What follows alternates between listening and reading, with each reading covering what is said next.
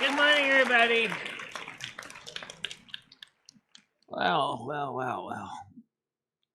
What has God wrought? I always wondered that question. I wonder if Samuel Morse ever realized just exactly how much this world would get all messed up after the invention of his telegraph, if he would have even bothered making one.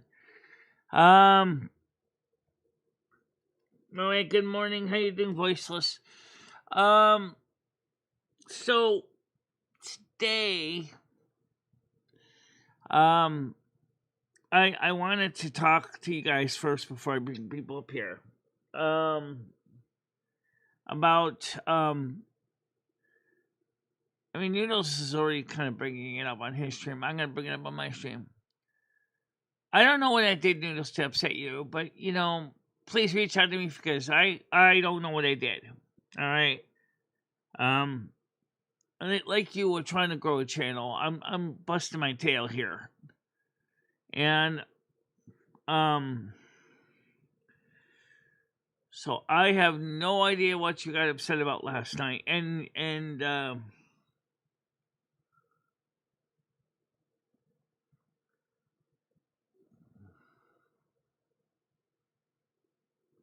I didn't stick up for zombies. I really didn't. I really didn't. Okay. Well, I don't even know who he is.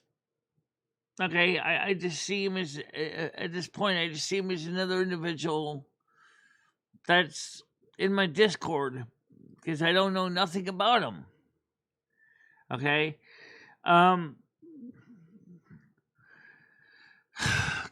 Guys, this whole internet thing is frustrating because I try to be neutral to everybody. I do my best to not pick sides.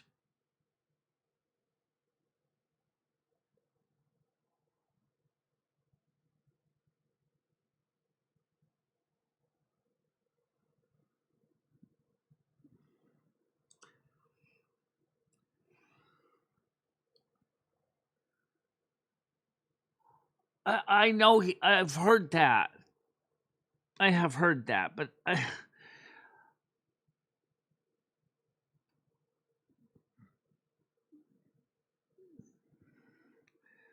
I never said I saw him better than Noodles or Noodles is better than him. I just it's this issue's between them. It's not between me.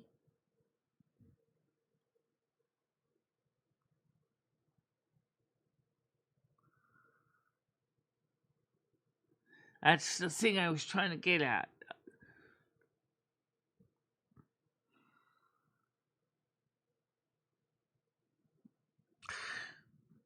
All right. I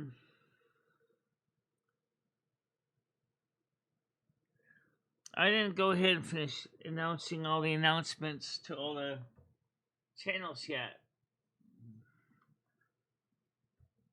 I still got to send it to Fish Tank and everything.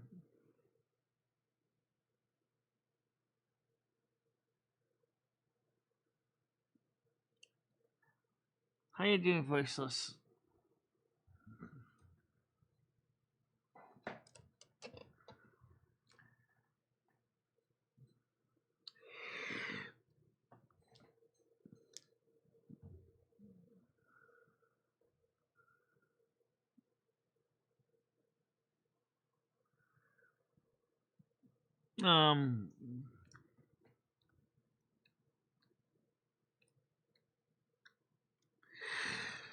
Well, I mean,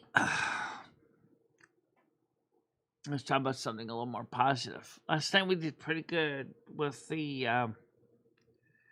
Science Talk show. We covered a lot of ground in Science Talk last night. Tonight is Tech Talk with M60.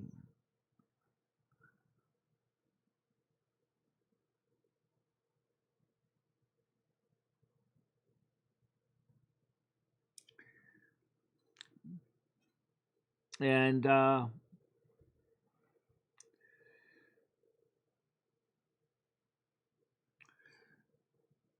let me explain a little bit about me in the background. The part of me you don't see on camera. We hinted at it last night on the science show. In my world, my apartment is as quiet as a funeral home, or more like the grave. There's no music, there's no TV, there's maybe me and the cat and watching my cell phone.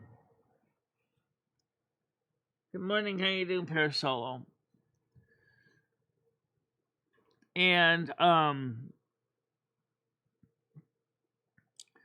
because I like to think about things.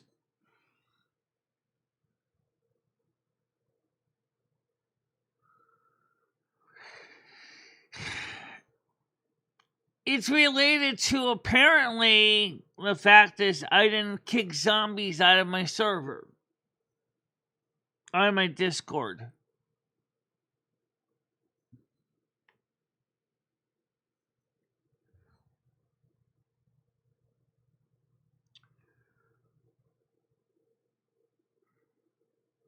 I mean, I'm upset too, but I'm upset because the fact is that he's upset. That might mean something to some people.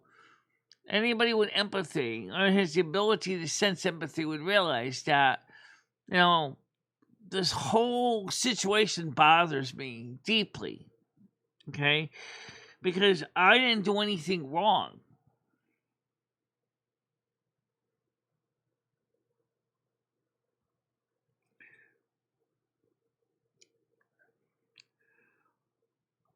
Guys, I am a content creator. I am a person who is trying to make an honest to God living on a platform that is cutthroat. I am not trying to pick sides. I'm just trying to,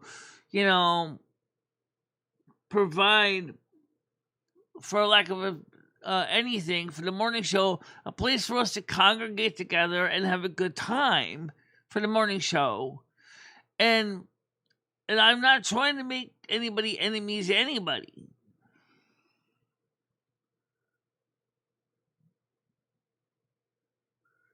Yeah, I know, Parasolo. I know that things will resolve.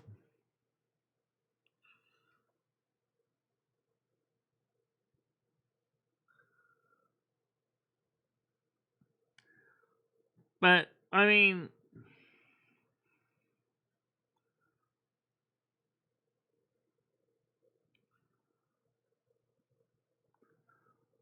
I can't believe how something trying to be neutral can be so damning. That's the part that makes me frustrated. I don't really have anyone locally I can talk to. I was just talking to M60 about this last night. I said, I think I need to get back to BetterHelp. But I can't afford to pay for therapy. And insurance and my copay would have been the same price. The nearest therapist was in Thomaston. How am I going to get to Thomaston? I'd have to take an Uber. That's like $35 to $50 just to get to Thomaston.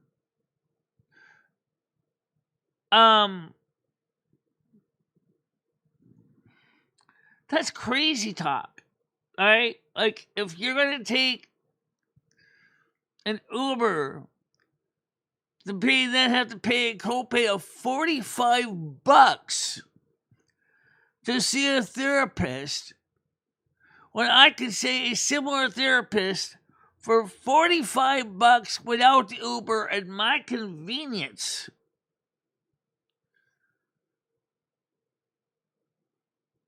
And I don't even have the money to afford to do that. Hey, David, how you doing?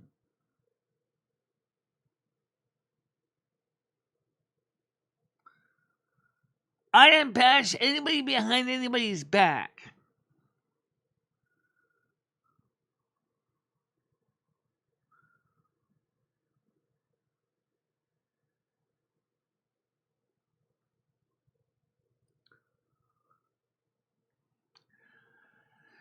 We do get donations sometimes, but they're dried up because the economy is dried up.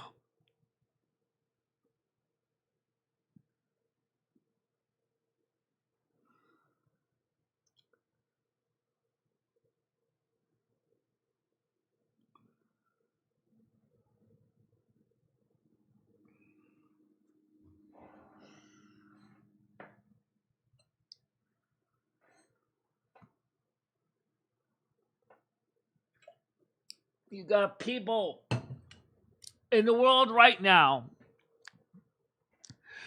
who can't even pay their own mortgages and are being evicted from their houses, and the house is being foreclosed on. You got people being evicted out of apartments because they can't afford to pay them. I'm good for now, housing wise, but I'm not that far from falling behind to the point where one day I can't pay my bills. That is real. That is real.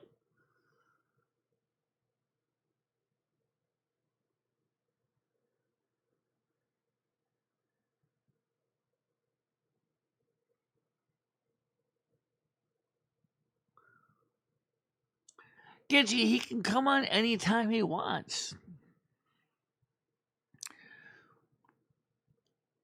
On Tuesday, when we switched from Google Meets to the panel here on Discord, he said because he was banned on one of his accounts that he was using, that he would not be on my morning show.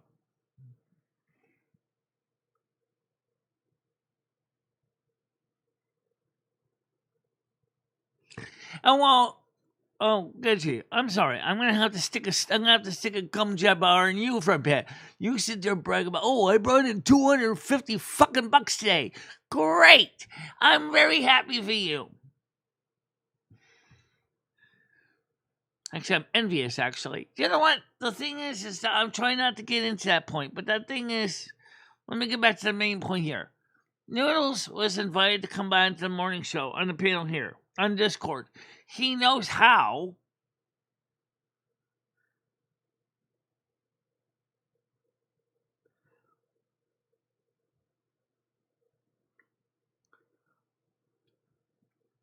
No, I'm not getting a condominium in a retirement community. I'm sorry, no.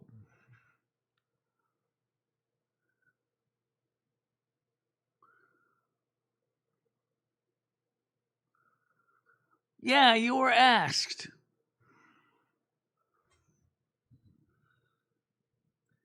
And you think I don't read anything. Let me see, I got a message here in the other group. Let me take a look some real quick here.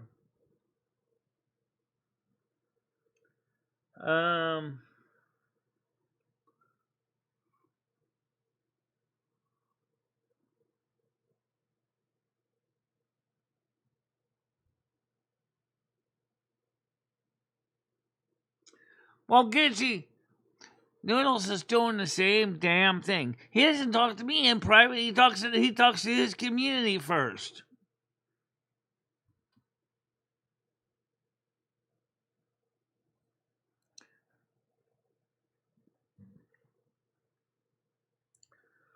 I tried to call him this morning. All I got was his goddamn voicemail mailbox full. He doesn't even bother clear the voicemail box out.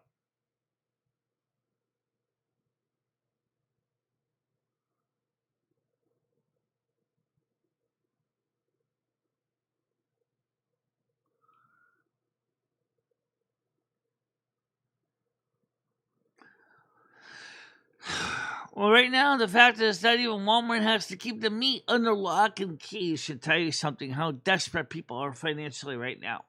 That's all I'm going to say. when you got to get meat from the staff when it's under lock and key.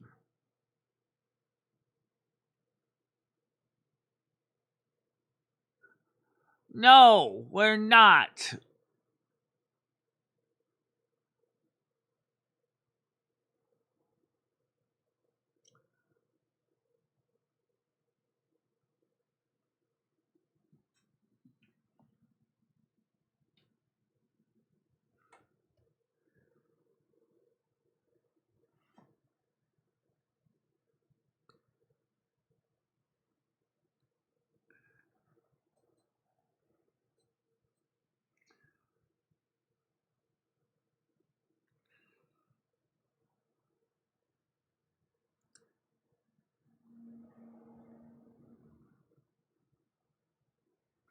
Congress has not yet approved a stimulus check. However, my renter's rebate paperwork is in process. I won't get that $700 or what's available of it until November, October, or November, December myself. And that's in the state of Connecticut.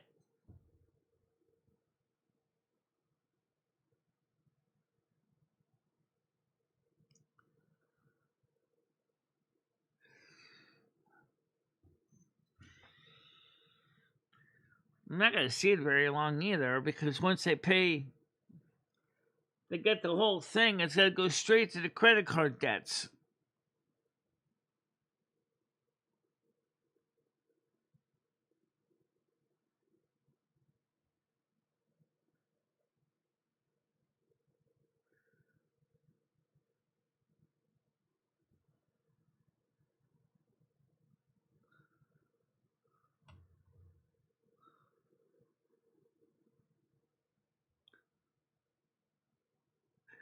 So, I mean, I don't know where everybody keeps hearing about stimulus checks when Congress hasn't even approved any of them yet.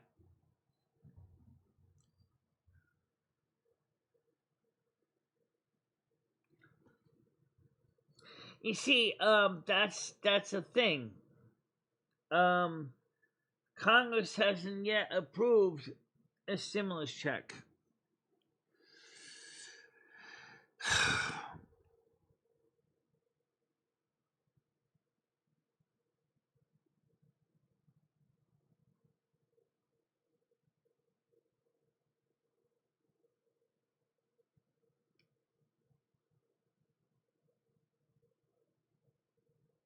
Pretty much. Yeah, pretty much useless. Oh, yeah, and doing their equivalent of Congress tube called C-SPAN, sitting there and doing the same bullshit that's going on here. Oh, this congressman supports this. He's a loser. Oh, that woman is stupid. She's been frauding and everybody caught her in the process. Nah. It's the same bullshit. It really is. Just on bigger level with more money. It doesn't change anything.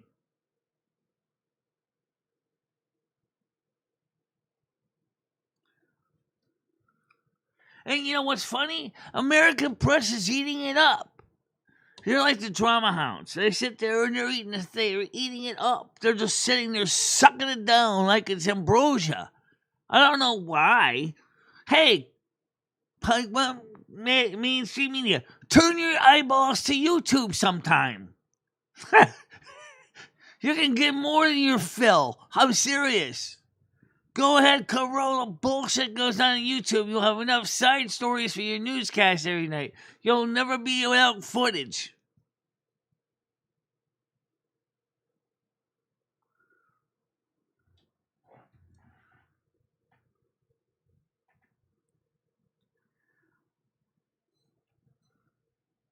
I wish somebody else was up here. Waiting room's open, guys. Yeah.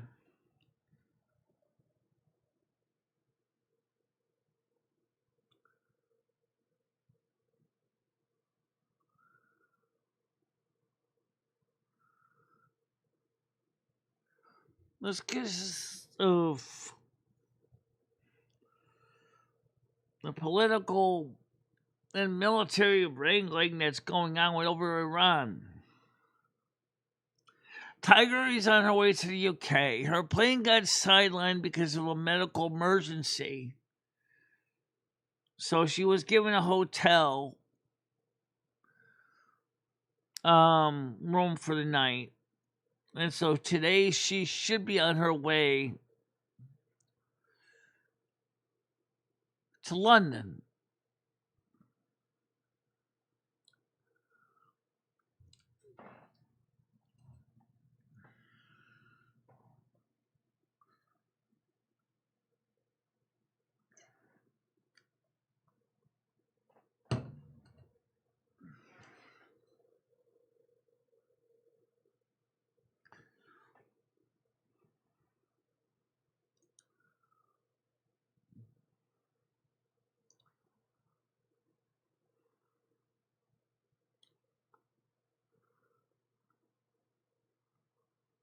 I know, but it's not in my town.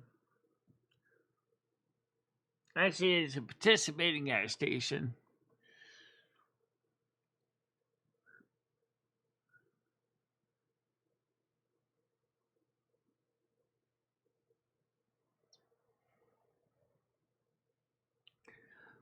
Actually, I think it's called Trump gas. But yeah, I think you might be right about American gas. The thing is where are they getting it from?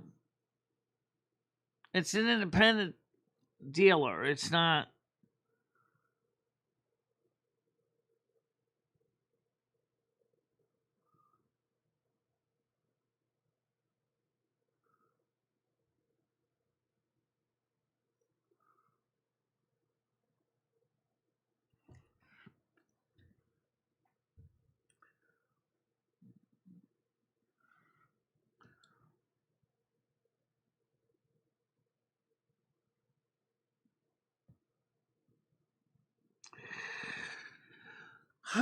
Let me go ahead and put the rest of my announcement out on the internet so we can get more people in here.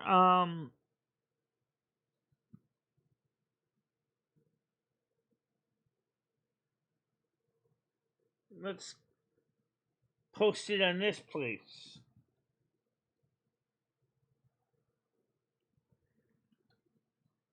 Hit me. I won't do this one too much because this is very, very heavy advertising. But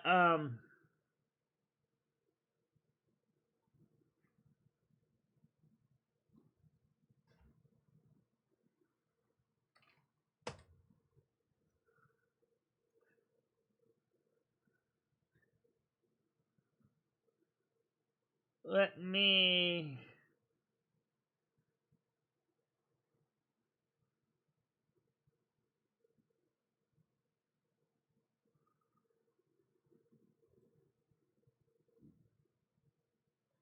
Post 2 more copies of the same ads at the other places. And one more in fish tank there.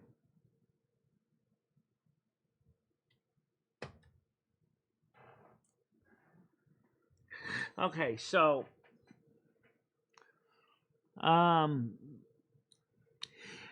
we have it now. We now have an anonymous donation option, which might prove interesting to some of you guys.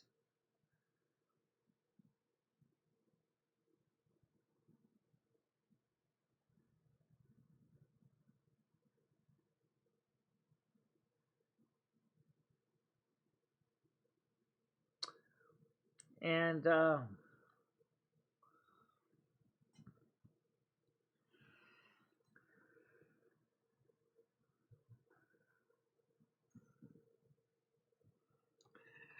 how you doing, Brittany? Why don't you come on up?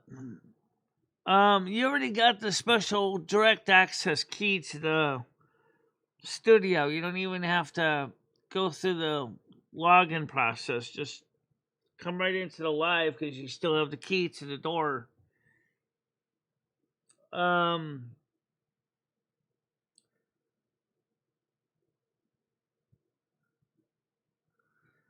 I understand that, Brittany. I really do want him to show me a positive one. I really do. But I was just very upset about yesterday night when Noodles got me upset.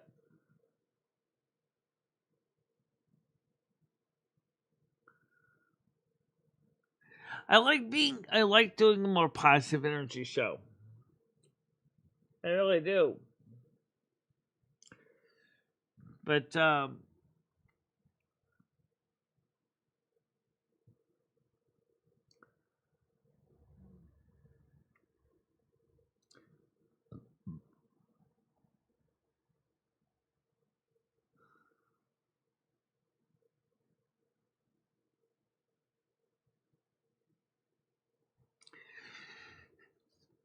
apparently last night, Gitchy, because supposedly me and Chris were talking about zombies, Noodles got mad about that because I didn't pick Noodles' side and I didn't pick zombie side. He got mad when it said date with Noodles in the above goal, and I had to change it to date with Chris because Noodles said he would strike me because his name was in lights, so to speak. I don't know why he brought it up on a science show, but he brought it up on the science show in the side chat.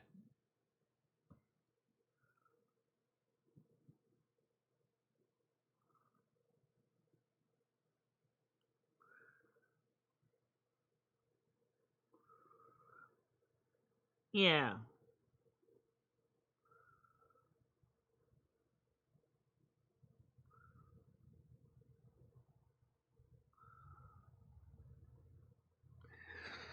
So I do want to go back to better health, Brittany. I really do. It's the same price as it is to go to a local therapist in Thomaston, Connecticut. So it's not any more money. In fact, it costs more money for the local therapist because I have to get an Uber to get there. I think it's in Thomaston, even if it's in Torrington.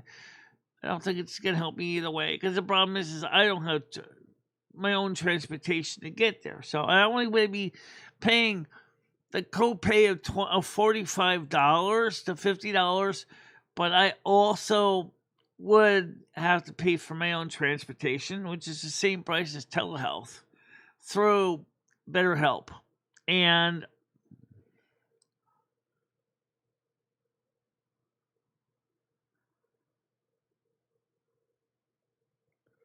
I just don't want people to go away mad. I feel bad when people go away mad because I don't know what I did wrong to deserve it. Thank you very much, Star Trek. I appreciate that a lot. Thank you.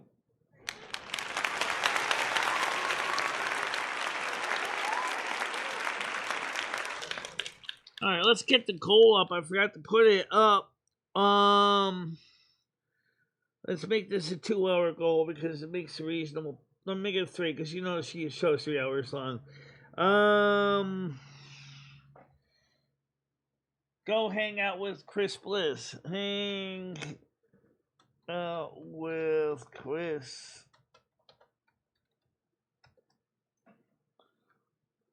Wait, I can have more than one line? Oh, okay. So, all right. So here's the deal. We're almost got it. We got 127 out of 170. We just need the other 50. Thank you so much. That helps a lot. Thank you.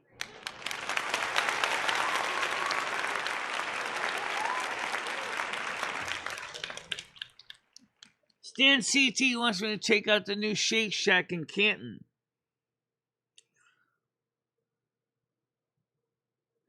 And also, I'd like to meet up with Hammer and Nails too. I still do.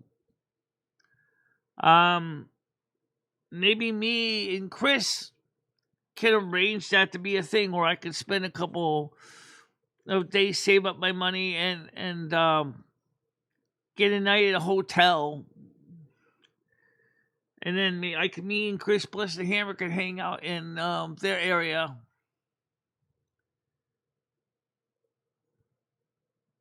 That's okay. It happens. I don't know why it does. Or sometimes people fall behind in the live streams.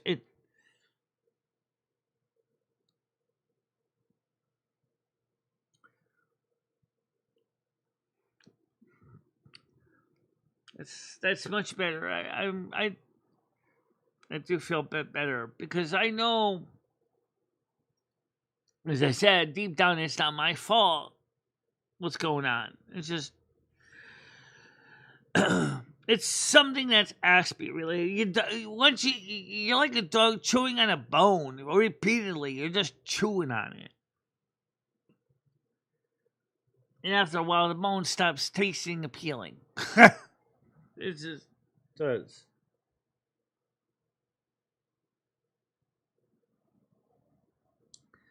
That's a good idea. I had coffee from last night, which I didn't finish, so I'm drinking this morning.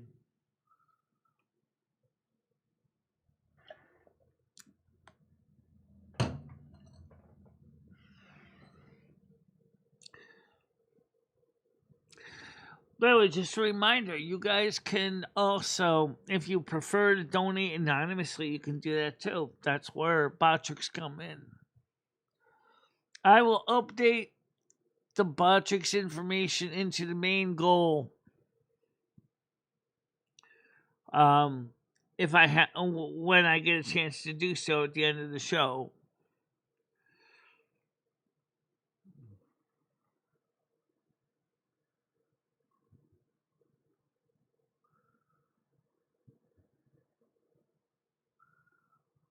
No, I use real milk in my coffee. Sometimes I use powdered milk if I'm out of real milk, which is rare, but it's interesting. Right now, I'm only drinking Folger's Classic Roast Instant Coffee.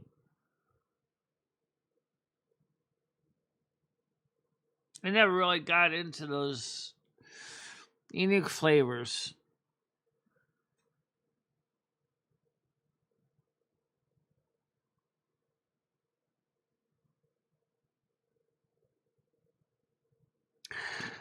Well, you can try pure cream, whipping cream in your coffee. Some people do. I did one time. I had a little bit of whipping cream left, and that's exactly put in my coffee. That was heavy. That was heavy duty rich, but I don't think it was good for my arteries. But it tasted great. Pure milk fat in my coffee. It wasn't even sweetened cream. I just basically put some saccharin in and some pure cream in my coffee, and it was pretty good.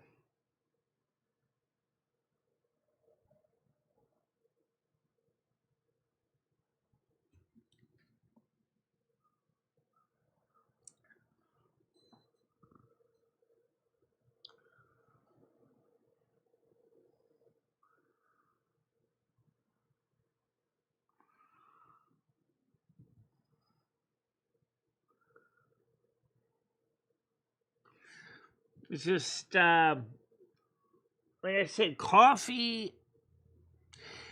I like chock full of nuts coffee too, which is not instant. It's the kind of coffee you perk in the percolator. I don't always use my coffee percolator.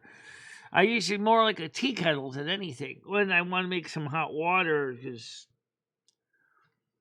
I just put it. I just leave. I think I yeah, I just leave the basket out of it and then just use the warm up hot water.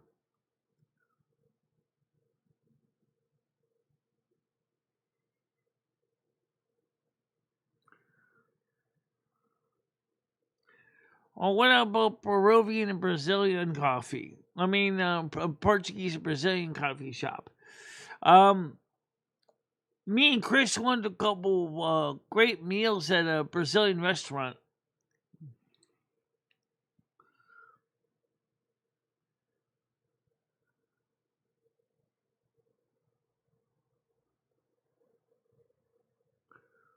Yeah, some people do that. Some people do the French press method too, which I've seen Chris Perillo do it on his channel using a French press. And I'm like, oh my god, that's a lot of work for making coffee.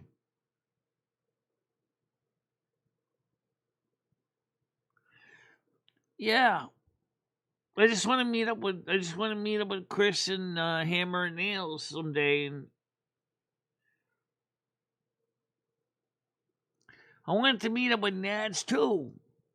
I mean, I already met Golden Girl and Comedy Flu in the past,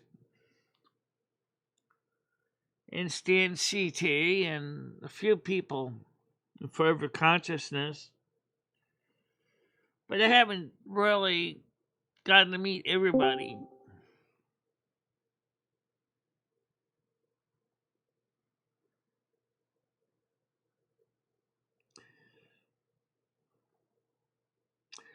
Yeah, some people say that, Chris.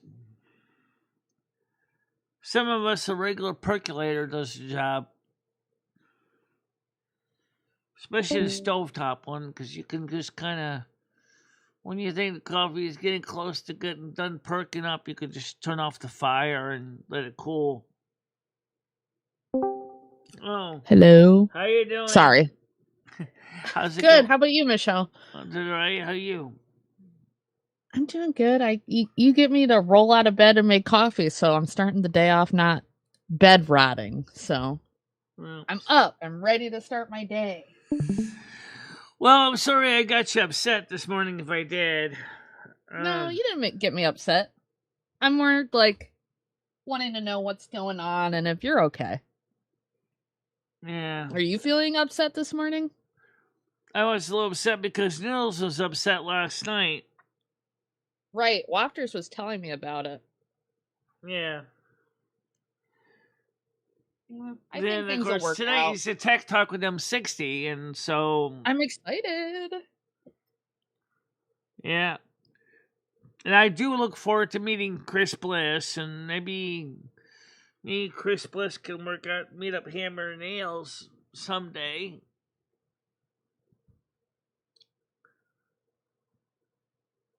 I'm also use Keurig because I need it quick. I feel like Keurigs are a mixed bag because, like, sometimes you can get a really good cup of coffee out of a Keurig, but, like, you really need to clean those things. Yeah, and also those little coffee cups, they're environmentally a disaster.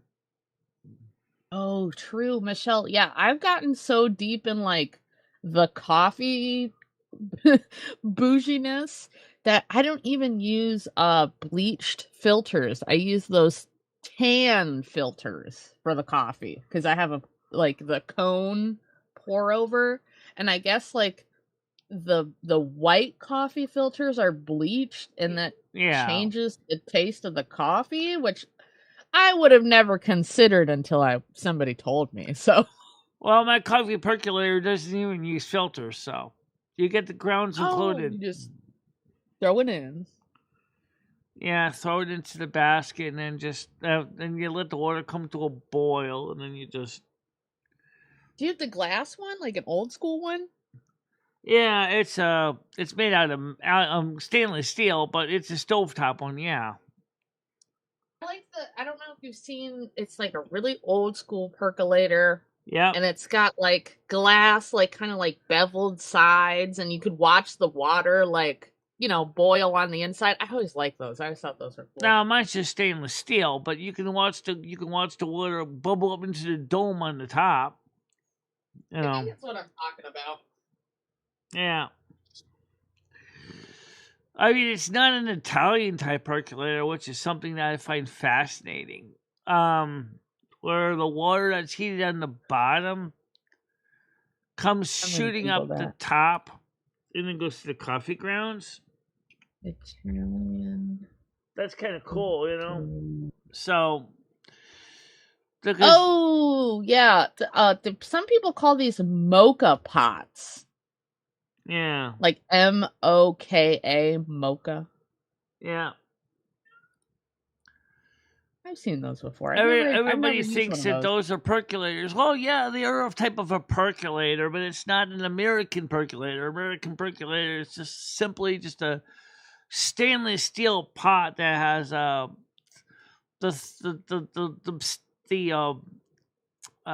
tube in the center that you put your basket on, and you put your grounds in, and then you put the cover on top of the basket, and you put the cover on the pot. Which I don't really know how the Italian version would taste any different than an unmade drip, honestly. Because it's not recirculating the coffee, it's just reboiling it over and over again. I've gotten pretty good at making coffee in a percolator. For me, that's usually what it does when I need high octane fuel to get me going in the morning. See, I like the science behind making coffee. Does that make any sense? Because, like, okay, so the AI overview is saying that a mocha pot is going to make coffee flavor more intense and have slightly more bitter notes. Which, how? I don't like, how is it doing that? What's different about the mocha pot? The Heat. temperature? Because technically the coffee in the pot is still, even though it's like a double boiler, it's still getting the water, or the coffee water is still going to be hot. Because that's the way they work. You know, the water that's being used for brewing is stored in the compartment on the bottom. And then, of course, the coffee is being made is still being heated up by the same heat source that's heating up the boiling water. So it's kind of like a double boiler. I remember one time I was so desperate to make coffee, I just took coffee grounds and threw it into a saucepan. Whatever works. And then I had to use a piece of paper towel to filter all the coffee The grounds. I needed coffee and I needed it now. I used to have one of those globe pour overs. It's made by the company, I think like XO or something like that. But it's like, imagine like a flower pot bottom and then like an opening at the top, like a V. And I love this thing. It lasted me throughout college until I was done with college. And my cat decided to fling it across the room and shatter it into 1,000 pieces. I was so sad. I was like, no! So I switched to a Japanese one. And the Japanese one's really interesting. You just put it right, like it's got like a bezel to put on every cup, essentially. Like you just like put it on top your coffee cup. I don't need the globe thing. I could just put the pour over directly on the cup. Yeah. Yeah, Chris Bliss, I kind of agree. Dark roasts are only good for cold brew. Because like when you do, I don't like a dark brew of like a hot cup of coffee. Well, I don't you know like what I do acidic coffee. Is when I make my instant coffee, I use a heaping tablespoon in here, and then I put in like maybe about 8 ounces of milk in the bottom, and like 2 heaping little teeny scoops for the saccharin, and mix it in with cold water. So like you'd say I could make it kind of a cold brew, as I've been drinking for years.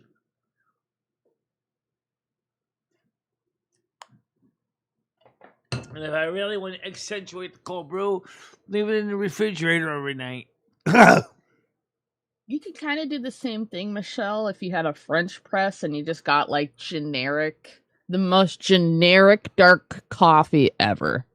And then you just let it, you do what you would do with the French press. You put the coffee in, put the water in, but you let it sit in the fridge for like a day or two. And then you press it down, and then you pour it into another container, and then you got, boom, perfect cold brew. Yeah, I never tried getting that fancy. I get real fancy with them, Michelle. Keldos can tell you I'm very extra. I am a very extra person. Are you getting cool temperatures where you are finally? We've got like a 2-day break of like kind of cooler temperatures. I don't even have to leave the air conditioner on in the daytimes now. I leave it on a little bit at night because I like a cold room. But then again, in the daytime, I just turn it off. So my electric bill is breathing a sigh of relief right now. No, so's mine. Wait. Yeah. Do you have like in your state, like, do they change aggregates? Do you know what I mean? Like your electric company or whatever. We have that in our state. So you can choose your provider. Yeah, we have that. Yeah. I use direct energy. I never changed it from that. I just keep the one that they send me, the default. Because I don't know the difference. I don't know. Nobody said, hey, when you grow up, you're gonna have to look at your electric bill and figure out which one's the best option. Thank you very much. I believe we got another follower on. Hey, thanks for the follow. Yeah, usually it means a follow.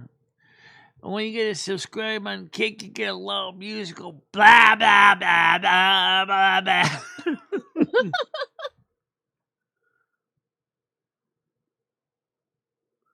8 o'clock coffee's pretty good. I never had.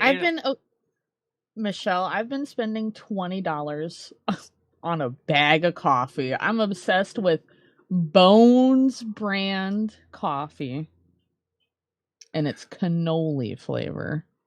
Oh, I can't turn down cannoli, Michelle. When I saw cannoli flavor. Many years ago, I had a coffee bean smasher. You know, the kind that basically chops the beans into itty bitty tiny pieces. I'm not talking about a grinder. I'm talking about one of those high speed smashers that make basically coffee dust. They worked okay with my percolators, except one of the percolator I had these tiny itty bitty holes, and the fine dust would just clog it up so bad. I almost had to use a piece of coffee filter in that because it was like, I said, but it's not a coffee mill. I said, I need a coffee mill. Hand powered ideal. This tiny coffee pulverizer was, it kind of worked okay, but it was just, they made coffee in the powder, maybe good for cappuccino or espresso, but didn't really do me a lot of good.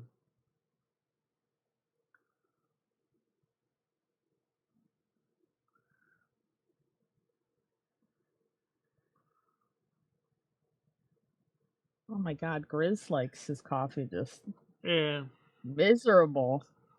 I just they're so controversial. Just coffee opinions, in some ways, right? coffee is kind of like sports, right? Yes. Oh my gosh, so true. That's why I say I'm a bit of a snob. So, what course did you? What was your degree in college anyway? I went to art school. My focus was initially sculpture and expanded media, which means a lot. Expanded media could mean textiles, you're basically a jack of all trades. But I unfortunately could not declare a major. I had to apply to a major. And so then I applied to photography and video. Okay. And I did that. That's what I did in college. Oh, photography I took photography as a course in college. I didn't do video as a course. I didn't do video. Oh, okay. Did you develop anything? Yeah, I did. That's what we mostly shot was black and white and slide film. That's awesome. because we didn't have digital photography realistically back then. So, I mean, sure, maybe Kodak may have came up with one of the first digital cameras back in the 80s, but unfortunately, most people couldn't afford it. So, Have you seen people develop film at home? It's really cool. I did a couple rolls here. I just didn't have an enlarger so I could make prints. So that was one thing I was gonna get eventually, was set up so I could do the whole kit and caboodle, from doing contact sheets to making enlargements. I thought I was gonna make movies, Michelle, but no. I don't make movies. And then finally I got myself a Bell and Howell, or as I call it, Yell and Howell. You know, movie camera from the 1927, which is a single sprocket, 16 millimeter, which uses standard film. But the problem is that the thing weighs a lot. I got a good deal on it. It was an old military surplus camera with a 400-foot magazine on it for motion picture film, with the motor drive and everything. It was really cool, but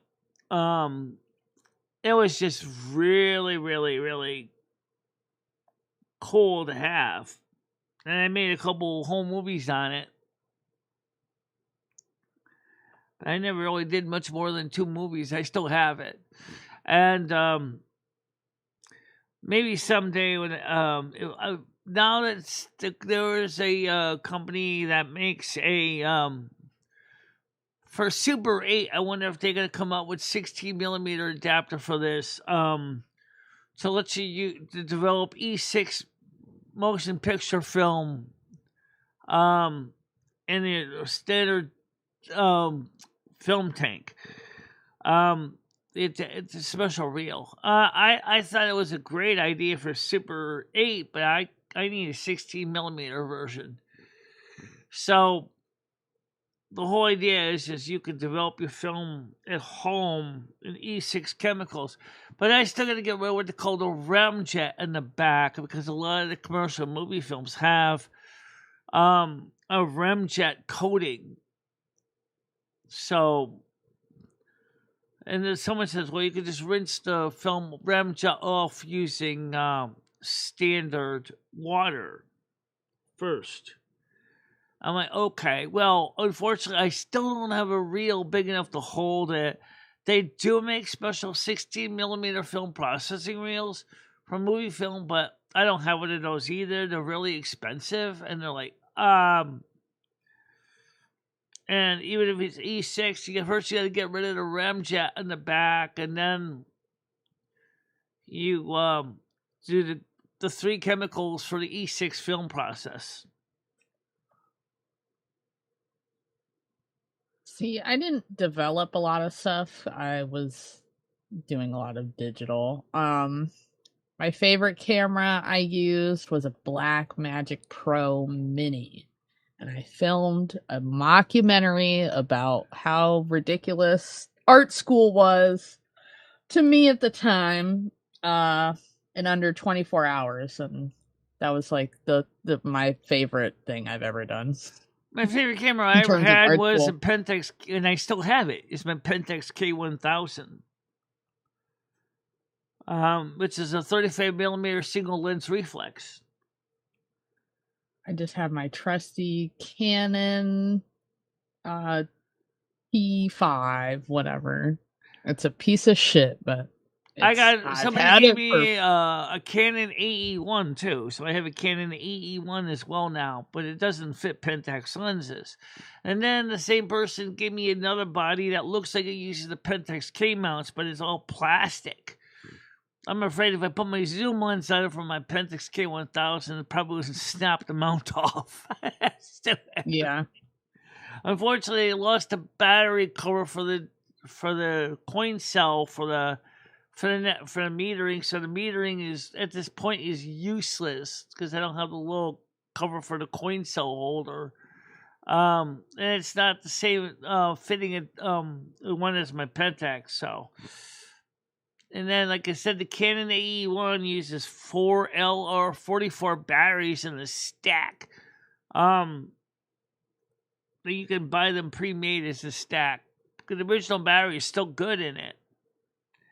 But it's kind of the beginning of what they call a computer, if you know what I mean. But it's a camera with all exposure and all this other stuff. Like it has, aperture exposure on it. It's like, oh my God. This is way more than I need for typical work. I mean, I tend to usually just do average exposure, not go through and set this camera this crazy way, Because originally I had a camera from the Korean War my father brought back, which is an old ancient Olympus from Japan that was fascinating in its own right. It was a blind focus. Huh, that's good. Blind focus for the blind photographer. How far away are you? About 5 feet. Okay, I'll set the dial for that. It had weird speeds like 1/100th of a second, 200th of a second, 400th of a second, 500th of a second. 500th of a second would probably be good for a standard, 400 ISO film, but it didn't even have click stops. It just basically was a smooth turning knob, which means you could go to weird speeds if you were not thinking carefully where you were, how far you turn the exposure control on the ring of the lens. The lens is fixed to the camera. It was like 35 millimeter lens on it. I have a little tiny Japanese hit. It's called a hit camera. It's super tiny. It looks like you would order it out of like a child's magazine, but it's a real camera. Does it use like 110 cartridges, or did it use Minox film? I'm not sure on that, Michelle. It's very tiny. Here, I'll show you. Probably more like using Minox film cartridges, not even 110. Then, of course, I had plenty Instamatics. I had a couple 126 Instamatic cameras, Michelle, too. You gotta look on Discord. Yeah.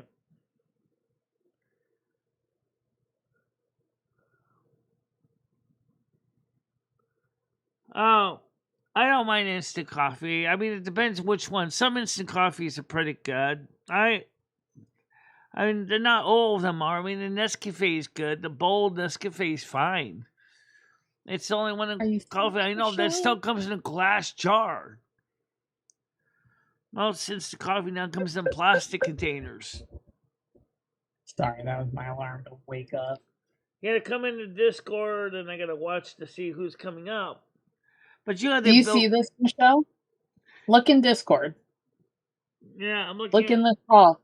Could you tell by looking at it what type of film it took? Look at my hand. I'm a small woman. It's in a very tiny camera. Let me go to it. Okay, where is it? Brittany. Do you see my cameras on in the call? No, I don't see it.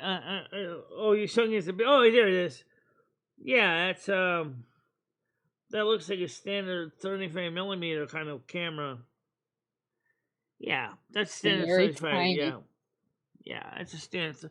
No, wait, no, let me not, because maybe it's an 828. Because the reason I say that is because you see the window in the back where you can see the number on the film roll. If it was 35 millimeter, it probably wouldn't have that.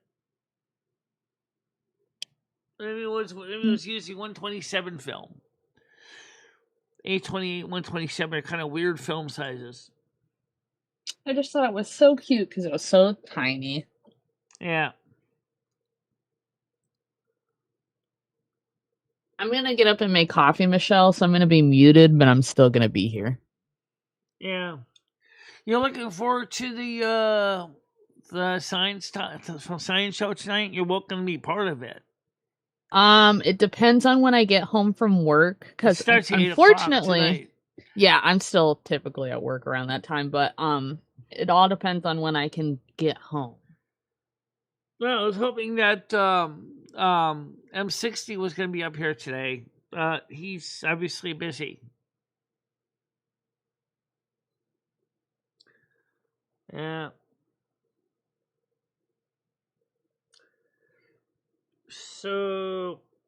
1 second, Michelle. I'm making coffee. I'll be back. Okay. I'm listening to you, though.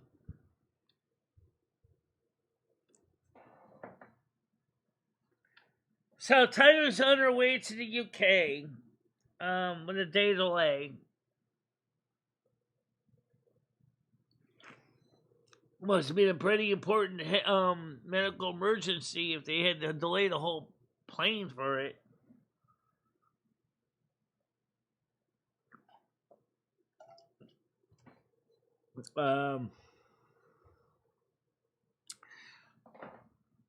Now, don't forget that Saturday night, we usually have the Discord show in the lounge. People are suggesting I should do it here in the live instead, which is fine. I never really thought about that.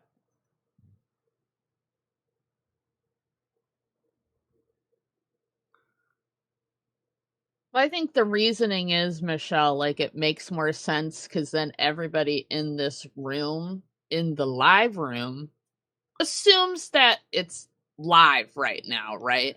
Right. But in the lounge could actually just be like let's just chit chat room and not being on YouTube.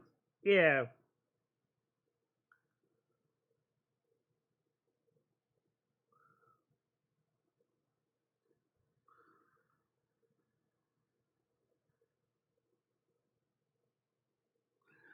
Grace, don't get me started, please.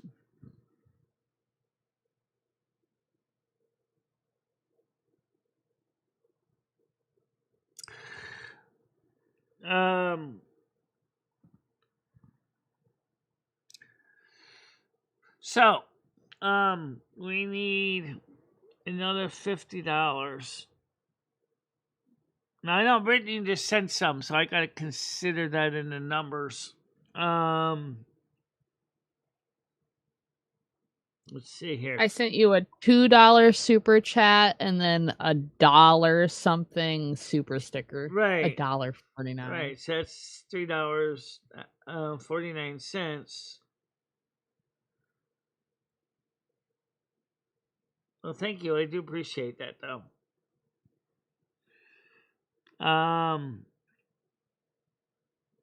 Michelle, I genuinely like coming around here. I like being around, and if I have a little pocket money, I can give out pocket money. I'm not rich. I'm not made of riches. I'm not rich either.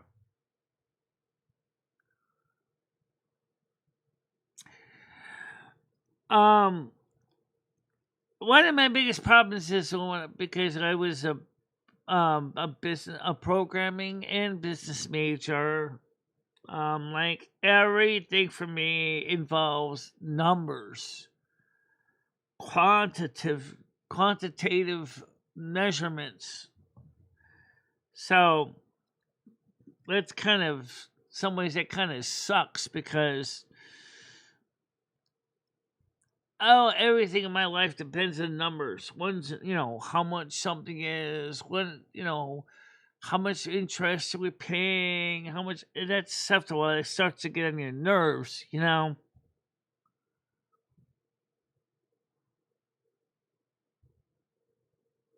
See, and this is where we differ a lot, because like I I specifically went to art school because I knew I was not gonna have to take no math class. I am not a numbers person at all. I'm more of like I can only guess that when you're listening to when Leftcast was talking about calculus, your brain probably went out the window.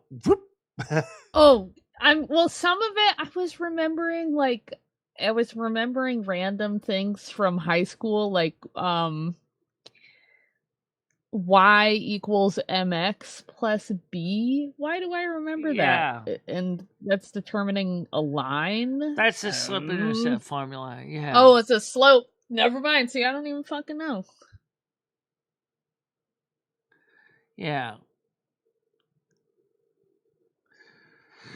So that's one formula for slope intercept. But the thing is that I never took calculus, so a lot of that stuff I learned was just like everyday business arithmetic calculations for accounting and business marketing and management. So I didn't really get into advanced Walters was a mathematics. tutor when he was in college, I believe. So that's even better.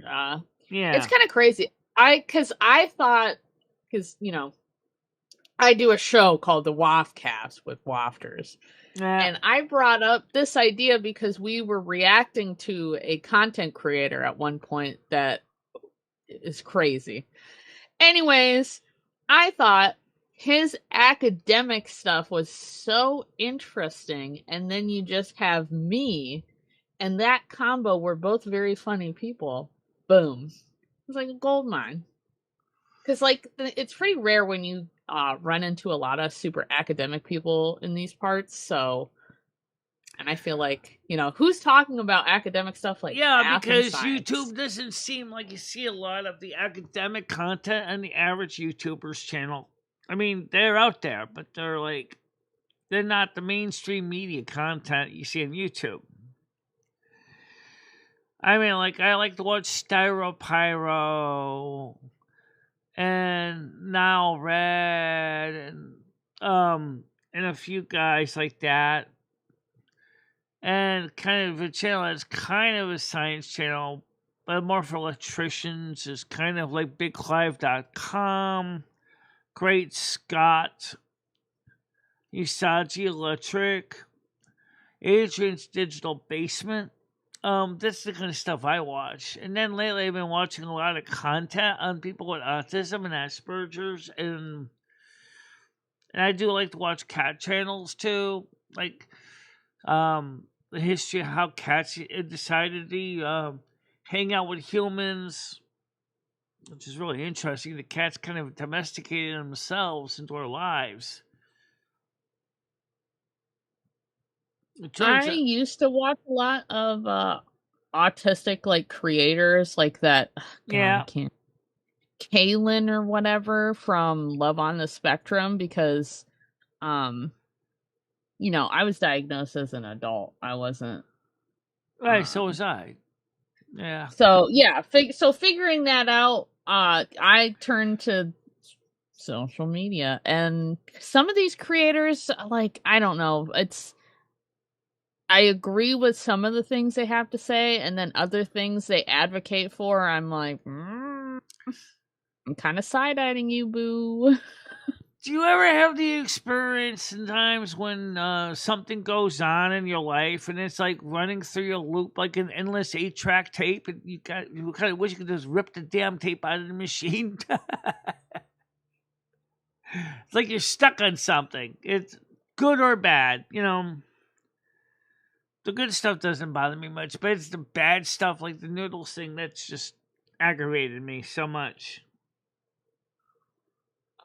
Yes. Yeah, I definitely get caught up in I could be pissed all day about some little thing or if I'm really interested in something, I just will think about it nonstop until it goes away. And sometimes you're so wrapped up in a project that sometimes you don't even think about eating until 4 or 5 hours later. You're like, yep. Yeah, I've done that. I kind of work in spurts. Sometimes I'm the most productive person in the world, and some days I am absolutely the biggest lump of coal on the planet because especially when I'm out in a social environment long enough, it's like, okay, now I need to basically close the door, turn off the lights, turn off the noises, just sit there and vegetate. But I'm not really vegetating. I'm just basically unwinding. I love doing nothing. I work 6 days a week. I work technically YouTube's now a job, so 3 jobs. Pretty much, yeah. So I work 3 jobs, and And I have a that's long distance another thing people relationship. don't realize is that YouTube is a job. And for people in the spectrum, YouTube can probably be either a good thing or a bad thing. A good thing because you kind of make your own hours. Yeah. But a bad thing because depending what kind of content you're doing, you might be dealing with things that basically just makes you just want to run, just throw the camera against the wall, run in the bedroom and cry.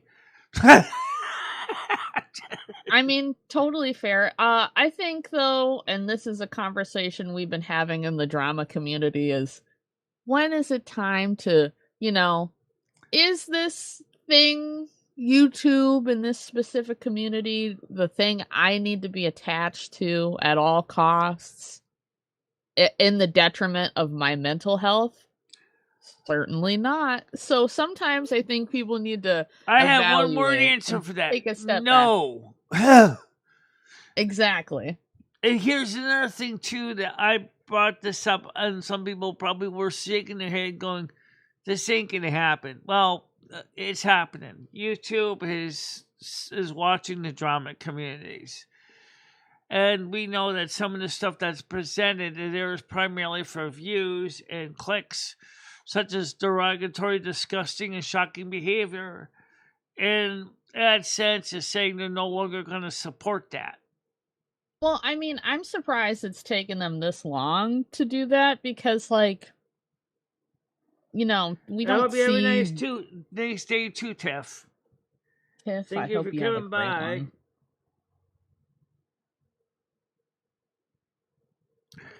Yeah, I mean, I don't know. TV's just so highly regulated, and so is the radio. So it's kind of surprising it's taken this long for things like Google to not emulate that. You get what I'm saying? Yeah, but I think the thing is too is that the drama channels have gotten so bad lately. They do things sometimes that just for shock value, to get more eyeballs to look at your video. Even if it's not real, like simulated explosions, simulated body parts flying out, and, saying, oh, John Doe just blew himself up, which may not be true, but then maybe it is true. But maybe they're just trying to sanitize it a little bit. Maybe he really did have an accident with a propane gas cylinder. I don't know. The thing is that it's emotionally draining at people on the spectrum. That sits on you like eating too much Christmas turkey dinner. It just sits on you. It's like, oh, I ate too much drama. And all of a sudden, you don't feel mostly well to the point it starts to affect you on a physical level. That's so true. There's so much stuff I have going on that I have to sometimes disengage because, I just don't. I work with the public. Have you talked to the public recently, everybody? It's quite awful. It's very bad. People are just mean and rude. I had a lady, Michelle, get mad at me because I didn't look her in the eyes, and it's so embarrassing. I had to tell her, I was like, okay, it happens to all of us. And the fact of the matter is looking at people in the eye is very unnerving for me. Yes, I had to fucking tell this lady, I was like, ma'am, I am not trying to be rude to you, but eye contact is painful. I don't want to look at you in the eyes. And she was like, oh, that's weird as hell. Ooh. Okay, whatever. Yeah. Or how about when you're at a restaurant, it seems like everything's at maximum volume. And so you guess you're trying to talk to is mixed in with the sound in the background, and your brain is picking up the sound of the waitress in the back, 3 tables down, talking to the customer, and you're hearing that, but you can't even hear the person across it from you. And you're like, oh God, this is so embarrassing. That's probably why my apartment is as quiet as a funeral home. We don't have any music playing, we have no noises playing. I got quiet fans. It's not just my hearing loss. It's. I wonder if that's what it actually kind of accelerated my hearing loss. Because remember the old saying, "Use it or lose it." You know, where you're not listening to anything, so you're not. So your brain doesn't need to improve its filtration process. Central auditory processing disorder is not exclusive to people on the spectrum, but it seems to be very common with people on the spectrum. Have you ever heard of loop earplugs? LOOP. Loop. No, I never heard of I've them. used them before, and they're like, I don't know how well this would work for you, Michelle. Because I don't know if the hearing aids are inside your ear canal or not. I don't or have if any they're hearing just, like- aids. I don't even wear hearing Oh, you aids don't? because they basically blow my ears out so loud I can't even think as it is. Now imagine turning hearing aids on top of that. It's funny Okay, well- though, is because I have through like even here on Discord, I have like noise canceling on, so like I don't get a lot of the background noises. But it's just too bad to wear headphones like this out there in a public setting. It'd be kind of awkward. You start looking like Davey 99, 504 there. You know, the guy that loves his bass guitar, right? With his white headphones going, not enough bass. Need bass. Davey 504, you want bass? He's a bass player. He's known with his white headphones. I watch weird stuff. Trust me. Hey, David S., how you doing? Oh, not too bad. Doing better. Yeah. This is David, right? I'm trying to learn everybody's names still. Yep, I know Tiger can. I'm the other David. The other David. Michelle, I sent you a link to those earplugs, but they're like kind of like stylish a little bit, but also on top of it you could customize how much sound it filters out, which is really cool. What did you use? Put them in the disc. Oh, you put them in a. I sent it a message to you in a personal DM. Okay, I see it. And yeah, I have a over the ear hearing aids, which are pretty cool. They're not the newest line, far from the newest thing. They're just standard analog amplifying hearing aids, which do help. But here's a question I'm wondering: is if, because I don't know if it's common for a lot of people on the spectrum if they have tinnitus. I don't know about that part, but the fact is I've failed my hearing test makes me wonder: is the hearing test really a good thing to use for people on the spectrum? Because you're trying so hard to hear the little tones, and your brain is like, you're nervous, and you're singing along with a little tinnitus, and you're trying to hear the beeps and that. You're like, tinnitus and hypersensitivity and in autism spectrum disorder and aphasia on high functioning individuals diagnosed with Asperger's syndrome. So yeah. I got two friends that wear the. So that's why I'm wondering is if that hearing test could be flawed. You know, because of that reason. Because I can hear, sometimes I don't even have to try, like, fine sound sometimes, and some days I can't hear shit. It all depends how stressed I am, because if I'm really stressed, forget it. I'm as deaf as a post. But if you get me in a quiet room and I'm chilling and relaxed, and I hear a beep like from the kitchen timer, and I'm in the bedroom, beep beep beep beep beep beep beep. They can hear it, but then just in case, I also watch my watch at the same time. So, but and you go into a doctor's office you never met before. You're gonna do a hearing test, and you're sitting in this special hearing room, and you're like, "Oh my god, am I gonna pass this thing? Am I gonna pass this thing?" So your brain is starting to say. The first thing you're trying to do is you're trying to overcompensate to make sure you can hear the tiny beeps.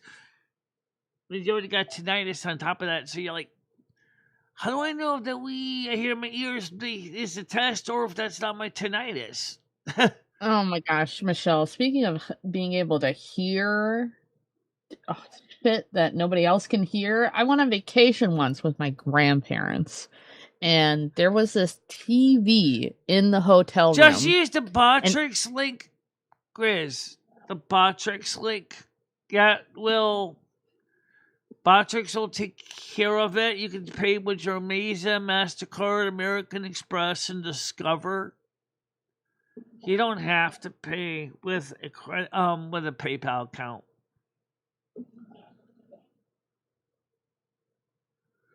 I think I was TV. with you. Nope. Sorry, David. Okay. This TV that they turned on, though, in the hotel room, Michelle, every time they turned it on, it would go, hee! And everybody couldn't hear it but me. And it was so fucking loud. It was the loudest shit ever. And it would only... I remember back only when the TV was off. I remember back in the days of CRT in 7th grade, right? You could hear a computer monitor through a goddamn wall. When it would be turned on from the flyback, I'd pick it up at the high-pitched squeal. Now I can't hear it anymore, but we don't have those monitors anymore either. I love a CRT monitor, only for the fact that the colors on it are just fantastic. Yeah, those tests are made for standard brains. Chris, I don't have an answer for you. I know when I pay with the Botrix, I could pay with my regular credit card or debit card, and they don't need me to have a PayPal. It just automatically takes care of it. It doesn't need. It accepts regular debit cards and credit cards. So. I think a lot of the standard exams that we take are kind of set up for neurotypical people. Yeah, there's more of us now and being diagnosed than there has ever been. So I think maybe some of the testing might have to be updated to consider that. Well, and two, women just were unproportionally misdiagnosed at one point. So the diagnostic criteria is not only changed, but also their doctors are more willing to go like, oh yes, like biological women can have ASD. Like, well, that's because most women do on the spectrum do what they call masking. I mask, unfortunately. Yeah. And that's why if you meet me in private versus me in public I look like I have it all together for the most part. But if you meet me in private, I'm very quiet. Well, Michelle, I think too, you're socialized as a girl. You're expected to like grow up a lot faster too, where people are like, okay, well, you got to do this and this and this and blah blah blah blah blah blah blah, and all these responsibilities. So I think a lot of things are more aside, I guess, and people are less willing to listen. I don't know. I don't have the answers to all these things. Yeah, I mean it's true that for many decades, like mostly it was the boys that were diagnosed, the girls. They didn't check to see if they may have been doing any masking because boys don't tend to mask very well. An autistic boy is like, I know a few of them. There's one that I believe he is on the spectrum. he never mentioned it, but they are kind of allowed to be more of themselves. Okay, I know one Mm-hmm. we all know. Slingshot Warrior is a man on the spectrum. Okay, I think he's a level 2. I don't know if he's a level 1, but the fact is, one of the things about people on the spectrum in general is they have very interesting hobbies,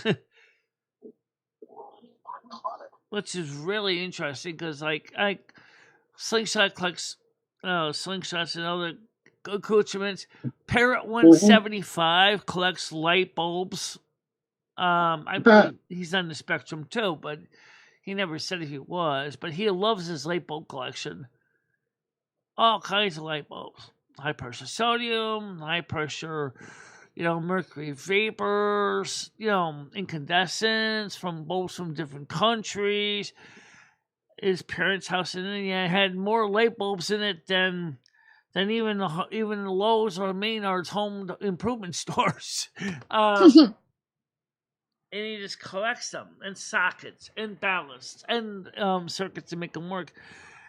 It's just kind of like me for a long time with computers and computer parts. Oh, go ahead, David. Yeah. You sound like you're in a sock, though, David. I'm not gonna lie to you. An underwater sock. I don't know. Okay. He's probably got something going on. He sounds okay to me. I can't. It literally sounds like.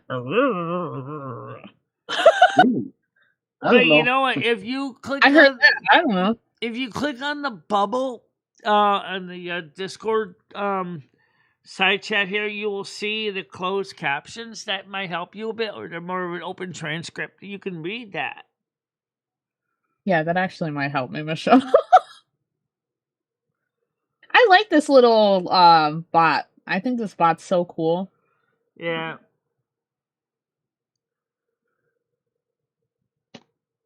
Can you save these like recordings when they're done it saves or whatever? it for about a week. Oh, that's neat. Yeah. It's like if I could imagine if you, I don't know anybody doing business meetings on Discord, but maybe you can. they I don't do. see why you couldn't if you have a business that uses I just don't. Discord. I feel like there's other platforms, right? Like Zoom or whatever. But this would be perfect if you had like I have an important meeting and I can't forget these notes. This is really neat. Some people use Discord for meetings and stuff, and like the LCU, they got their own little private rooms for this and that, and they got the thing where you. Thank you very much. Started Thank Discord. you very much. Gosh, thank you, anonymous donator. 32 pounds, much appreciated. Thank you very much for 32 pounds. Make sure you update your goal, Michelle. Yeah, but I gotta know what 32 pounds is in dollars. But yes. Let's see.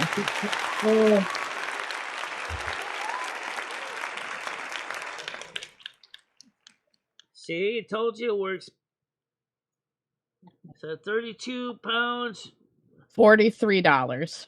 Wow. Yeah, we're just about ready to look that up. All right, I can update it right now. So $43.10 technically. Okay, let's update the sponsoring screen so I can add it in there. So that means, just for the sake of argument, make my life easier, that means that we have reached the goal of, let's see, let me edit this because no time to update. So we went from 43 plus 127. We have just reached $170. Oh my gosh, thank you guys. That's awesome. Yeah. Well, we can still go further if anyone wants to keep donating. Of course, yeah. We can. I'm still. Keep it going. Let's go. So $170 out of $170 for Date with Chris. And thank you very much. Yeah. Thank you, everybody. Thank you very much, See, Brian Mich- PC. I do appreciate that. Oh, that was Brian? I believe so. Oh, really?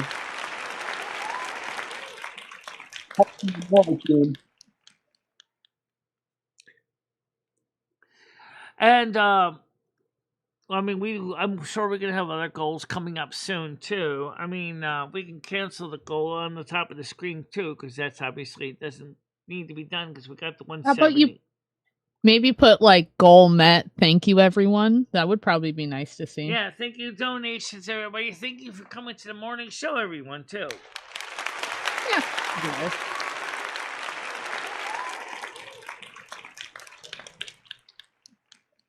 Let's see. Okay. Let's end the I'm goal. so happy for you, Michelle. What are you guys gonna do? What do you think you and Chris are gonna do on this Well, date? Stan CT suggested we go to Shake Shack in Canton. I also want him to go to the donut shop in Canton too, because me and Noodles went because that was really delicious donuts. I mean, they were like angel food. They were like super fine donuts. So like they were not. Yeah, rub it in, Michelle. Rub it in. Yeah.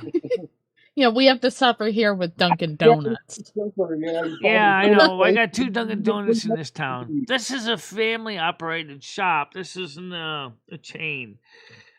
And Yeah, I still got to go to the one in Norwalk. oh, absolutely. I could do that. Okay. Yeah, I'm agreeing with Chris here. If you could change what it says on OBS to "Thank you, everyone" or something like that. Goal met. It pretty awesome. You got this goal met fast, Michelle. Yeah, I can change it to that. Just give me a second. Let me go to the goal here. Okay. Okay. You got this, girl. So let's just change it to thanks Goal for met. Thank the you, everyone. donators. Goal reached. I don't know how much room I'm gonna have. Yeah. Can I type in? Of string 170. This might overlap everything else, so let's see. No, it looks here. Wait, let me check. No, it looks good. Okay, it doesn't overlap. That's perfect. So they also got on the other one, I turned it off because the B donate because well, you can see why right now it basically overlap everything. But let's go back to that screen here. See if it's on screen here. I hate the screen to this. I got so many things going on here. Alright. So if I go over here, hit the tab button, you can see now why. It shows the goal. Alright, come on. Let's see how that would be kind of awkward. Thanks for the donations. Oh, yeah. So. With the little, yeah, I think the little message you have with just the green box looks great. Right, I think the B donate's fine. Just leave that off for now. Don't need that on. It just makes more confusion. Okay, so That's thank awesome, Michelle. I'm so happy. Okay, so you're gonna go to you almost said Steak and Shake. Shake Shack? Steak and Shake. What's your or Shake Shack? What's your go-to? What's your what are you envisioning when I've you never order been to it? Shake Shack. I don't know anything about Shake Shack. Yeah, we've Are got you a one milkshake enthusiast? Yeah, oh, I like my milkshakes. I thought the Five Guys shake was good. We went to Five Guys in Torrington. That shake was good. The burger was okay, but the fries were cremated. Maybe because it was late at night and the guy at the grill didn't give a crap. It's like leftovers or something from the day. Overcooked French fries.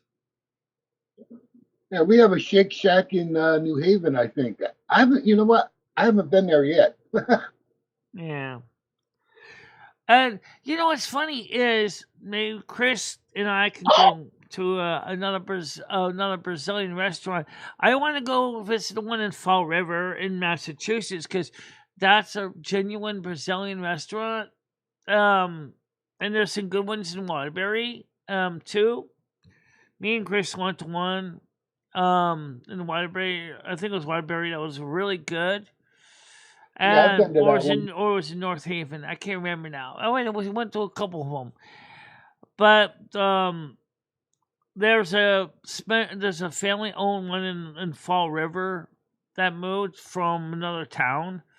That sounds excellent. Yeah. Yeah. Do you like malts? Are you a fan of malts at Oh all? yeah, I like chocolate melts too. Yeah. Have you ever been to Steak and Shake? I hate their shoestring fries. Those are the nastiest fries. I'm not gonna lie, I hate them. I never been to Steak and Shake or Shake and Have Steak. you had a shoestring fries before where they're really I have had fries thin? like that. Yeah. I don't like those. I'm more of a I don't know how to Those are the really describe skinny fries, right? The ones. Yeah, they're skinny, but they're also kind of like they're not crunchy. Like No. I want them to be. I think I know what you're talking about. They're kind of like a limp noodle. Yeah, exactly, Michelle. And I don't want that. I want like a we went to the county fair, Michelle, and it's crunchy and oily but it's still soft I on love the inside. French fries that are crunchy. I love a good crunchy fry. I do. And even I buy frozen fries, like for like making fish and chips. Like the first thing is I found the Ore-Ida crunchy ones are good in the toaster oven, but I tried the generic McCain's fry, Ore-Ida, and I was like, this has no crunch to it. It's just like eating heated potatoes. I said, this sucks. I like the Ore-Ida, but right now I just tried the Oldies fish, which is okay, but it's not Gorton's fish. Because I noticed that Gorton's breaded fillets are a much different taste to them. It was like, it's edible, but the fish is a little smaller, and they don't have the same kind of breading on it. I guess, again, that's another thing kind of on the spectrum people pick up on. Most people probably wouldn't even think about it. It's breaded fish fillet. What's your problem? It's different kind of breaded fish fillet. Michelle, I made a post in your general Discord just announcing the goal got reached, and a big thank you. Yeah. I tagged everybody. Sorry. You're absolutely right, Chris. The last restaurant we went to was excellent. Excellent. You and I had a good time. Excellent food. Beautiful cassava. Beautiful meat. It was a buffet. Oh, it was good. It was good.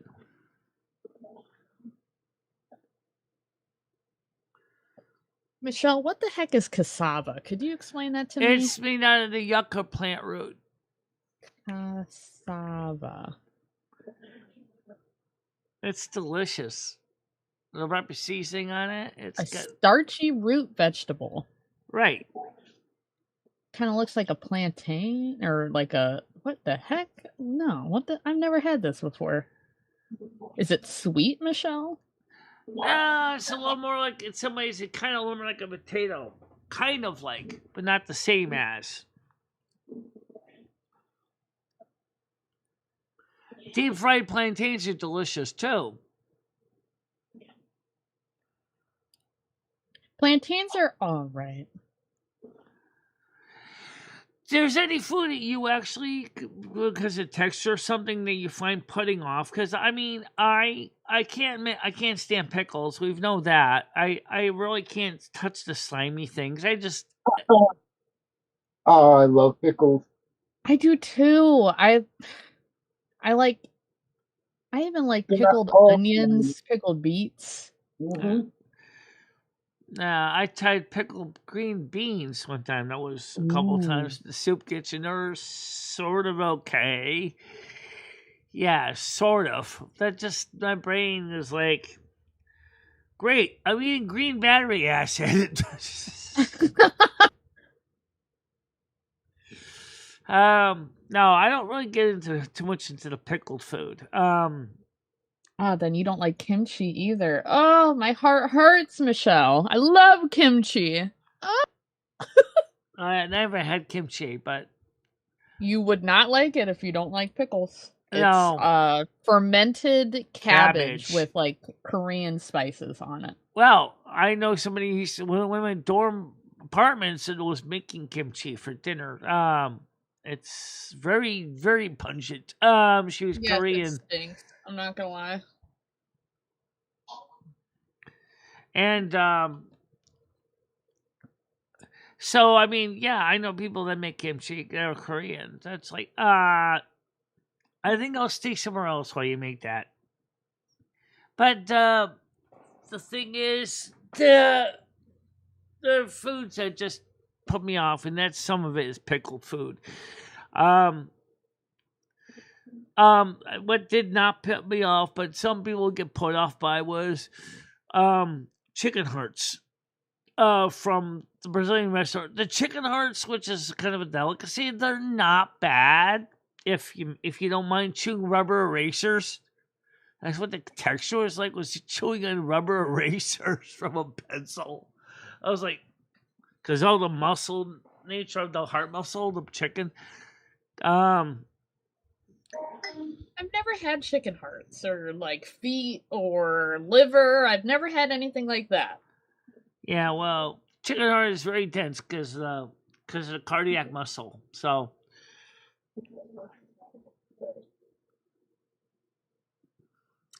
and then of course, I love sweet food. Ice cream, yogurts, especially vanilla yogurts. I prefer whole milk Greek, but I will eat non-fat too. But I wonder, how did they thicken it up with non-fat yogurt? Because they must have done something to make it thicker. See, like I told you, I don't like pudding. I like yogurt, but it has to be like a parfait, right? Like it can't just be straight up yogurt or I will gag. There's something about it. I don't like it. So, like, yeah, okay. So, like, you don't like plain. I don't like plain either. But what about vanilla flavor yogurt? No, I'm talking about like the texture of the yogurt itself will make me gag regardless. Yeah. But like if you put like granola and like some fruit in there, I'd be more willing to eat it then. But if there's no fruit and there's no granola, I don't want the shit. Oh, I can see your point. Yeah. Yeah, it's the texture. Yeah, in your case, it's the texture just doesn't go down well with you. I get ya. And it's kind of the same thing with looking at the slimy pickle. It just goes, ugh, I don't eat that. That looks gross, man. Not all pickles are slimy. Some are really crunchy. It depends on the type. Yeah. Yeah, but my brain is just put off by the smell first. It hits me first and it's like, nope, not going there. People wonder when I try new food why I'm always smelling it first. It's like, it's almost like my brain is using dissect the ingredients by using something like a smell test. You know, like, how much vinegar is in this? Sniff, sniff, sniff. Oh, it doesn't smell too vinegary. And I'm like, all right, let's taste it. And then that's when I found out clearly I hated ketchup with a lot of passion.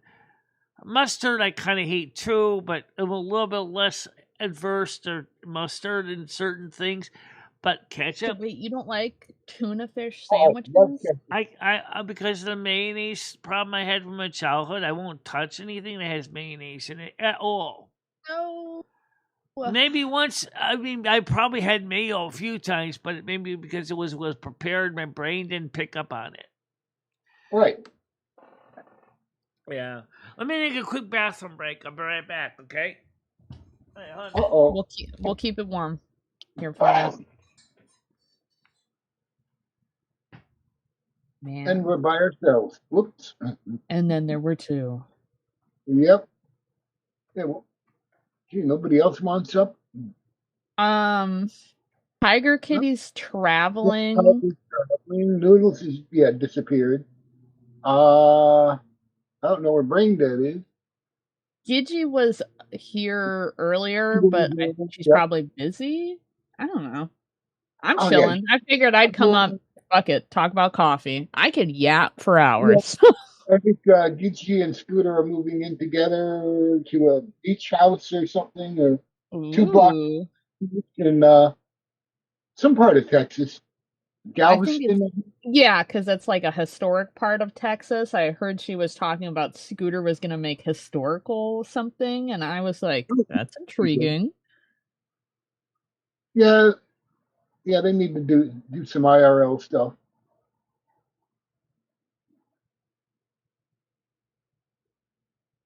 Yeah, I'm still recovering from my stomach bug, but it's getting better.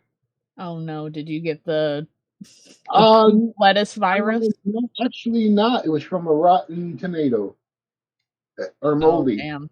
I didn't notice mold until that was all prepared, and then we researched. It said, no, even if you cut the moldy part out, the tomato is still bad.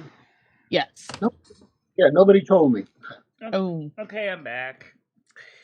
Well, you learned. Yeah, I did. Well, I didn't notice it. Plus, I thought heat would kill it. And I said, no, heat won't kill at all. I'm really paranoid about stuff like that. I don't know. I've worked in the food industry. I overwash food. I don't want food poisoning. I've had it once, and we're going to keep it at one. I've had it a few times, but this one was kind of different. And I looked it up and said, I had all the symptoms and everything. And luckily, it's temporary. It'll eventually get out of my system. But I just have to eat bland foods and drink herbal teas for now. Hey, Oh, yeah. Oh, yeah, I got a nice blend of tea here. Chris, what comment was that one you're talking about? I just got back here from using the bathroom. Have you ever experienced this? There were sometimes, like, when you're standing on the floor, you feel like the floor, like you're sitting on top of a building, like it has a big gasoline or diesel motor in the bottom, and you feel the floor, like, vibrating up through your feet. I get that feeling all the time. And then I hear in my ears the engine. I think it's just standing up too fast, Michelle. Because I get that sometimes, but it affects my vision. In the chair, I feel it too. I feel the vibration of the diesel engine in my feet. It's like, and I hear it in my ears all the time. Like I feel like I'm on a ship or something. Like it's always feel that. It's weird. Even as a kid, I was like, I feel like the Earth. I can almost feel when the Earth changes rotational speeds. I mean, I can feel when the Earth picks up in speed and slows down a little bit, because the Earth speed rotation isn't consistent. Oh God, yeah, we had that here for a couple, 2 or 3 days. It was like there was something running somewhere. I mean, I felt the vibration through the floor. It drove me nuts. I couldn't figure out where the source was. Yeah. I didn't hear anything. Chris says the question. I'm gonna run to the Michelle refuses to read my last comment. That's a question. He's talking about pickling. Says I ferment my own pickles. If I send some to you, would you be no, thank you. No, thank you. No. No. I would. I don't care. I'll eat anything once or twice, or if it's really bad, maybe 3 or 4 times. I don't know. If you were eating that curry me and Chris Bliss did at that East Hartford restaurant, you'd probably be put off by it too. I probably not because I'm used to that kind of food. You know, I mean, we have a lot There's of all kinds of excellent. bones about it. Well, that's the way they're supposed to prepare the curry. They leave the bones in. The bones with the exposed marrow add more flavor to it. Supposedly, that's the way I was taught anyway. Yeah, well, I mean, I wasn't impressed. So Mexicans do that too sometimes I with mean, I some swear of to their. God, I was going to have to call the East Hartford Fire Department and put out the fire in my mouth when I was done eating it. Actually, the East Indian chili and stuff, the way they It season was things. No, Jamaican that's curry. what. It was Jamaican Yeah, curry. I know. Jamaican, I've had Jamaican before, quite a few times. I'd rather There eat was that a curry again, personally, Chris, but even that's not really going to excite me that much. Trust me, that curry was bad. Pickles are worse for me. yeah, there was an Oh, excellent food truck in. that's another question I was going to ask, Brittany. Have you ever noticed how He's in the bathroom right now. everybody that sees people on the spectrum on YouTube is like they congregate towards them for some reason, either because they have genuine interest or they're just basically looking for someone to pick on? I noticed that um, a lot of the people on the spectrum either get a lot of supporters or they have a lot of detractors. She's in the bathroom right now. Okay. Well, maybe you can answer the same question David asked. I don't know. I have friends that are on the spectrum. Some are on online. Some aren't. Yeah, it's kind of a mixed bag. They do get a lot of bullying and stuff. I don't know, Yeah. it just happens. Yeah. I mean, because I want to say the neurotypicals are actually kind of curious how we even think. Well, it's like it's kind of like what they, it's like some people just like to see the people on the spectrum freak out. That's their whole purpose in life is to get them to just totally go nuts, basically. Yeah. Well, some of us are eager to please. Trust me. Right, yeah, that's the way we are. I mean, even in the LCU, a lot of them, a lot of the hosts are on the spectrum, and they do totally lose it. Oh yeah, unfortunately they do. It's not because we're trying to. It's just sometimes our Well, brains actually, just no, doesn't. We just totally that's what they do. spurge out. It just happens. It's not. Oh, there's Gidgy. Gidgy's back. Yeah. Yeah, Gitsy.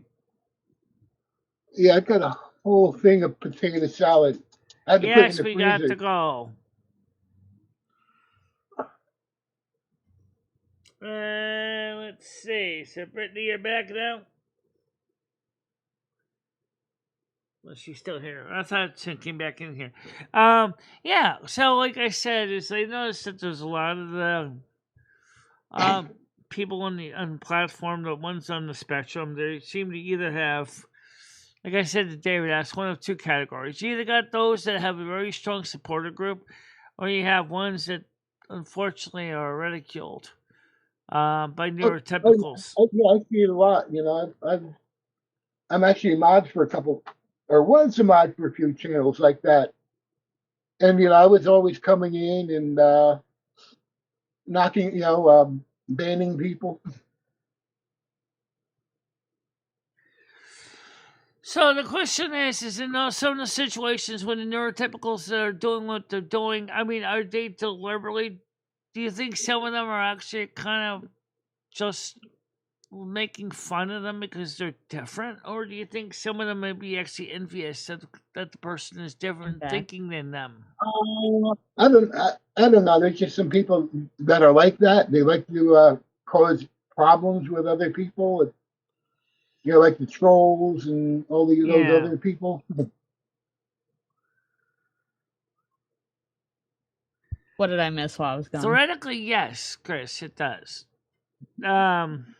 because some of the donations are cash. So we have, because YouTube's going to give me the YouTube side on the 22nd and the PayPal, which one the Botrix goes into, is PayPal money. So that's something. Well, I can say the exact total later on, but I'm going to say it's about, say 20 from the tiger, 20 from the other person. That's 40 plus the other. Yeah, I'd say that's about $70 in PayPal. So that's gonna mean that unless you're gonna go to a super expensive place like Texas de Brazil, as much as I like the place, after my experience of paying $250 making noodles unintentionally paid $250, I would stay away from Texas de Brazil. Yeah, that's a little too expensive. That was way. It's good for a one-time experience. I've been there before. Yeah. I think when Noodles saw the bill, I think that was a one-time experience for both of us. Yeah, definitely. Yeah, it's not bad if it's like a group of people. Yeah, that wouldn't be too bad. But just 2 people or 3, or it's a little bit much. Yeah. Plus, I absolutely love the Banana Brazil. I mean, that place was good. The food was good. People were nice, and it was an environment that wasn't too loud for me, for my emotional hearing. It was just nice. Me and Chris Bliss had a nice drive. It was like they were having at the time the North Haven nighttime Christmas display, which we watched. That's why I sent you those earplugs, Michelle, because in theory, you can have those earplugs in and they're like muffling the sound around you, but you could basically hear like conversations directly in front of you, and they're not like bulky over the ear. Hey, Gidgy. Hey, good morning, y'all. I'm sorry I couldn't come up right away. I was doing something, Michelle. I knew Tiger wasn't going to be here, so I set my alarm to be up, and I was going to come up first thing. Thank you so much, Brittany and David. No problem. Well, welcome I to the totally show. forgot she was flying. Yeah, I hate her being alone, so I purposely set my alarm. I'm like, okay, be up because you got Tiger duty this week, and I'm like, okay, no problem. And then I had something to deal with the new place over there, and I just got held up. I'm so sorry. I'm so excited. I tuned into your live yesterday, Michelle, about Scooter doing like historical streams. Oh, are you a history buff? Oh, girl. Yeah, I am a big history nerd. He is a huge history buff, and he's got something else planned that's going to tack onto that I can't talk about, but if you like history, definitely watch him. It's going to get good. It's going to get good. I'm very excited, and I'm not a history buff, but I am excited. Thank you so much, by the way. I appreciate you. Yeah, I mean, that's still, the donation has been reached for the date with Chris Bliss, but I mean, donations are still welcome, of course. Of course.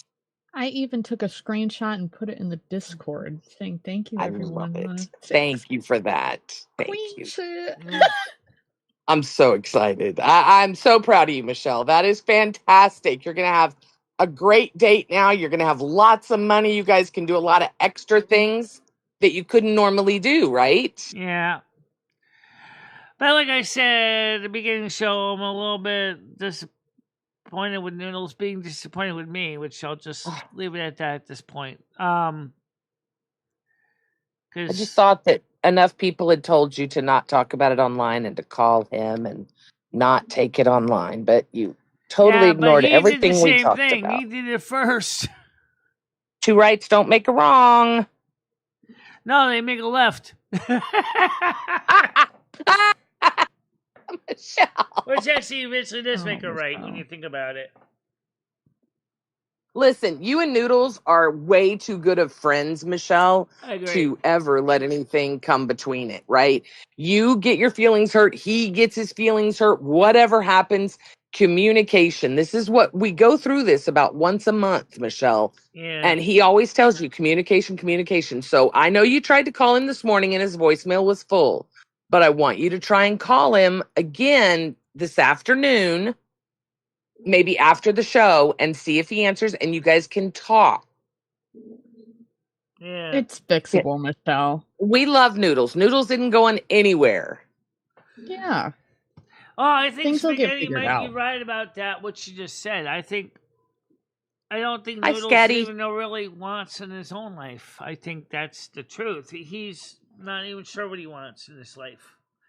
After all, Well, for someone that doesn't know what he wants, he's got himself a house, 2 amazing dogs, a good job that he's going to have a retirement What? plan on, a beautiful car. I mean, if he doesn't know what he wants, I tell you what, materialistically, he's doing damn good. I think emotionally he feels. Okay, I'll give you that. All right, I'll give you that. Because he's been trying to find the magic woman for his life, and Yeah. and he hasn't had much luck. I mean, I guess if you believe he's actually trying, Noodles could easily find a partner. Oh, I know he could. He's a very eligible bachelor. He's not trying. He's educated. He's got a good job.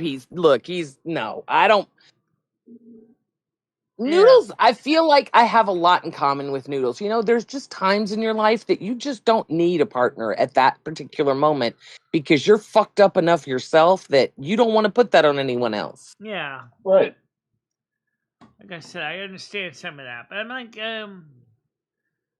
it's just Noodles. You see this hurricane that's hitting us, Michelle? Tell what he really wants, because yeah. You see that hurricane Bertha out there beating us up today, Michelle? Okay, where's the picture?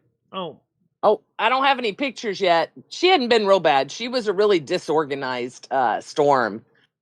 Made landfall around 2 a.m. over in Louisiana and just did your typical, no major damage that I know of yet that's been reported. right. But she's going to circle. Oh, I'm so sorry. No, you're fine. She's going to circle back around and fuck with Texas Gulf Coast some more. You're going to ask why they give them weird names? Just ugly names. Just Bertha. Ugh. I know. It was Ancient's grandmother's name was Bertha. There is a reason why they name them, and I forgot, and it's a really good reason, but the names really are bizarre. I don't know if they take because they do so the next storm will be a C, and then a D, and then an E, but I don't know how they get the words, the names. There's a way they do it. This is all very interesting. Michelle, you're the weather guru. You should look into this and tell us all about this tomorrow. Well, about in hurricanes. Case of hurricane names and American hurricanes, the English ones, they use English names or English. Maybe they go through the book of baby names. I haven't seen any hurricane called Lumi yet. I have seen. No, I haven't seen a Lumi. I've definitely seen a Michelle. I know. I remember that. What did I do to everybody? You were actually a pretty easy one, weren't you, the last time you came around? I think you've been around a few times. I think Michelle's been recycled. Yeah. I could be wrong. Well, what they use is a list, 6 lists of rotating, 21 alphabetical names. They alternate between male and female. Right. Okay. They exclude any names with Q, U, X, Y, and Z. But yeah, everything else now they have the list. Really? Yeah. That's so fascinating. Now, is that because of those are call letters that are? I mean, I wonder. That's got to have a meaning, right? Everything has a meaning. Yeah. I don't know. They just have a 6 lists with the 21 names each that they rotate in between. That's so cool to learn. So 6 different lists, and they just rotate them. Yep. They alternate. The next one will be a male, and it's a female. Bertha, The next one will be a So male. what kind of storm do you think Lumi would be? A hard ass. Lumi would be a wrecker. Lumi would be a wrecker. She would definitely be an Ike or I'm trying to see who I can compare her to. Maybe Andrew. yeah, an Andrew. Yeah, but Andrew did that all by himself. That's Andrew. Andrew owns that one. Oh yeah, Andrew Scott is definitely the Andrew. Especially when he had That's too many funny. and he's at the pub. Yeah, but he's the poor bloke that gets poked over and over again. Jesus. Yeah, they recycle the lists like every 6 years. So these names will pop up again in 2032. Okay, okay, that's cool. I was trying to figure out how they don't reuse the names that often at all. And if it was a bad one, they retire the name. Like Okay, Andrew, that makes sense. Andrew will never come back. Sandy will probably never come back. Yeah.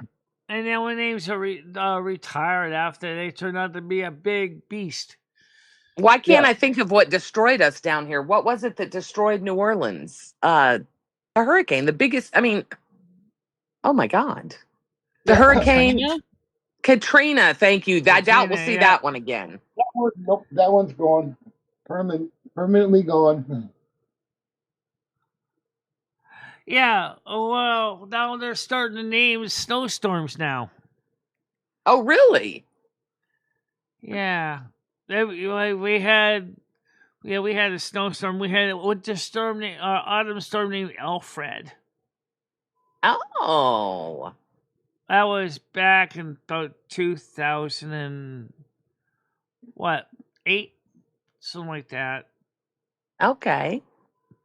No, wait. It was around 2010 or 11 because you were originally training to become the Snow Queen. So yeah, it was maybe October of 2011.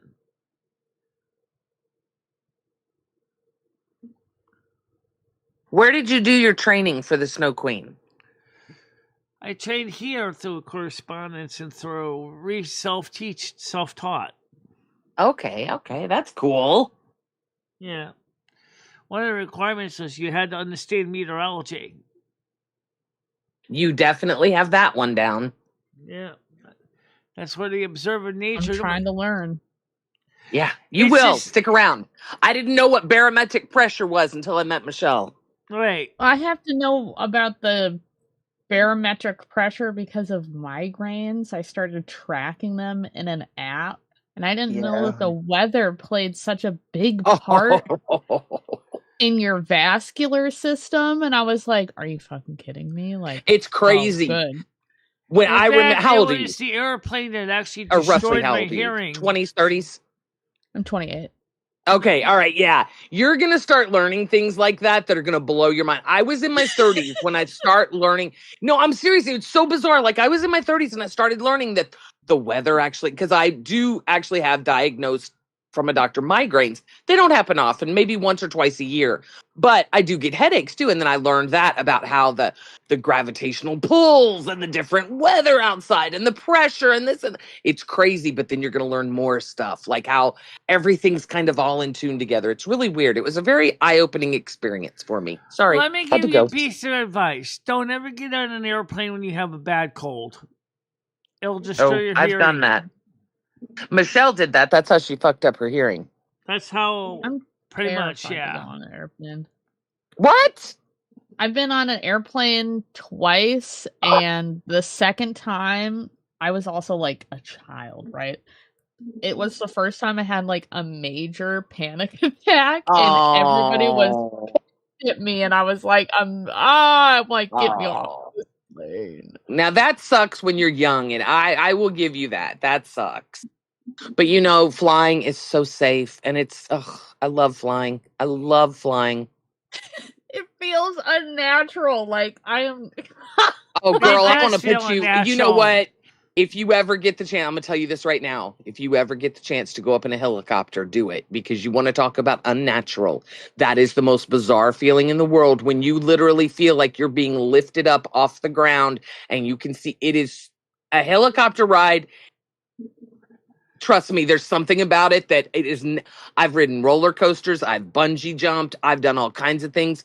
Nothing compares to a helicopter ride to me. I don't know if I had a really Making cool me sick pilot, just thinking about it. but yay, right? Absolutely, Pardo Bonds. It certainly would. Even if you're not even leaving terra firma, if you go over high altitude like mountain ranges, yeah, it'll still mess up your hearing too. Oh wow, okay. I don't know anything about this stuff. No, that's something about people on the spectrum. We'll study stuff until our eyes fall out. That's what I enjoy that. I do enjoy that because I can ask you something. And well, think about it. David was just telling us about the 6 lists that are that. Yeah, I mean, these are things that, interest people, but sometimes they just forget to ask. There's so many questions in the world that none of us know the answer to, but I bet you I could ask them and Michele would know the answer because she's taken the time to Hi, question it. Fairy. How you doing? Yeah, I know a lot of different things, but not everything. But I mean, at least I'm intelligent because I admit it. I don't know everything about everything. I just know little bits here and there. Well, you don't have to tell me you're intelligent. You're obviously intelligent. You can carry on a I full got a strong sentence. feeling Brittany is too. She has different interests than me, but David S does too. We all I'm do a have bit of a different. nerd. We all have different interests. I like sex. Real talk. Sorry. That's It- my go-to. My go-to is always something sexual with Even Michele when there's a lull. Slingshot Warrior, even though he's not on my channel, he is different too. He's got different interests than I do. He's not. He's into, self-defense. I'm not into that. He will. He can tell you about what kind of flechettes to use, what kind of weapons are non-lethal. Michele, What? I'd love to see you do jujitsu. I don't know why. I feel like that'd be crazy. Oh, I don't know what that is even. karate. Jujitsu's like, yeah. But it's like grappling. Oh, okay. Michele's not big on anything that involves moving out of that chair. I'm just going to tell you right now. I'm a paper pusher. That's pretty much. I get it. No, Michele, look, up until just recently, Michele, I have been, and going to the gym, I'm telling you, is making a difference. And not in my body so much, in my mind. I wake up every morning. I wake up, no alarm, no nothing. I don't know. It's crazy. Yeah. But Michele, I was the same way. That's how I got the drop foot and all the sciatica problems, was sitting in that chair. Yeah, well, I do walk around the house, and I do go out when I have money. So right now, I guess that was the reason. Another reason I was getting depressed, but I won't get to the money business. I'll leave that alone. But now you're Because rich. You made $170. I know, I got the 170. That's right. By the way, like I said, please understand, I was a business major. And then I became a psych major, and as I changed major, and so I can kind of diagnose your mind, and I can, which I used to basically run my own diagnostics, but I'm also nervous wreck when it comes to worrying about money, budgets, quantity, quantification. Trust me. Gotcha. I can read my way through a spreadsheet and start screaming after time. See, I couldn't. I could never do anything with numbers. I despise numbers. They scare me. No, they don't scare me. They're part of my everyday life. It's PTSD from balancing a checkbook back in the day, Michele. Never could figure out how to do those negative numbers. I still had checks, but they kept telling me I didn't have money. It never made sense to me. Yeah, they were still entering new checks, right? And then they were charging overdraft fees. Yeah. It's just a job. I'm not really. Yeah. Oh, man. So, wow. Brian PC was here, Michele.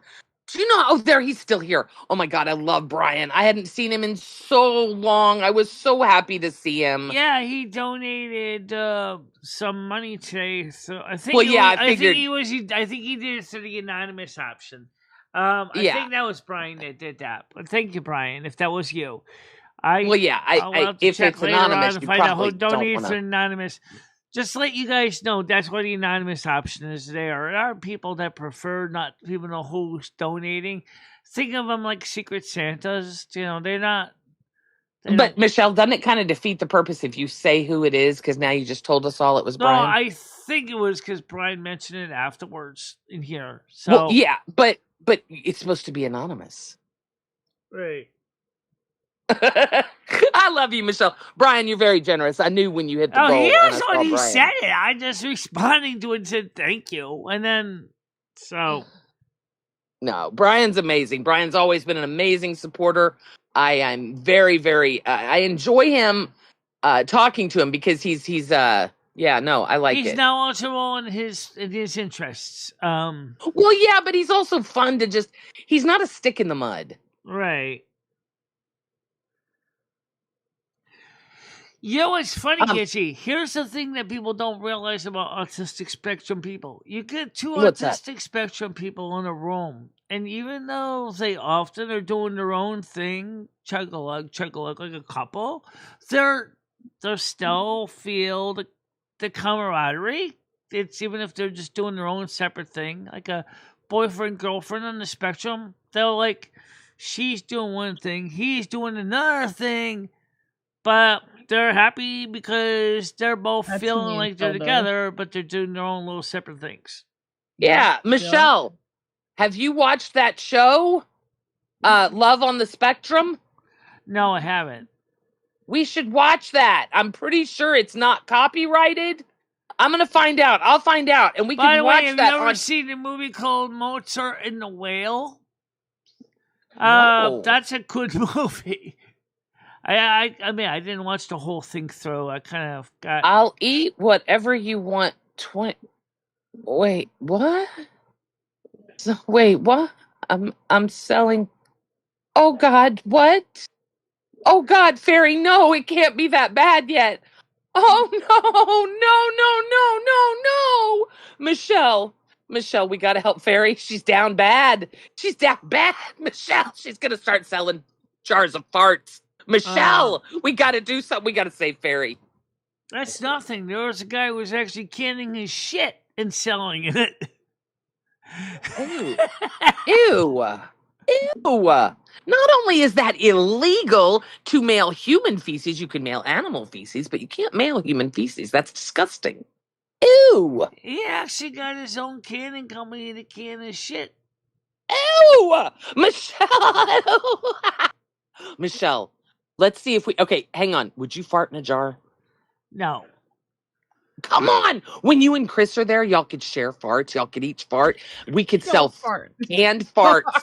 We could sell jarred farts of Chris and Noodles and Michelle all together. A combo fart jar. Michelle, we could probably get $50 for that. I'm telling, at least 20. You know what would be funny is we gotta get Noodles to go to the Banana Brazil in Waterbury that me and Chris went to. That would probably enjoy that. He loves good food, and it's. Well, let's go somewhere aside from eating. Eating's boring. You've mailed your poop. Oh my! I don't think you're supposed to mail your poop. What are you people doing playing? Well, okay, wait a minute.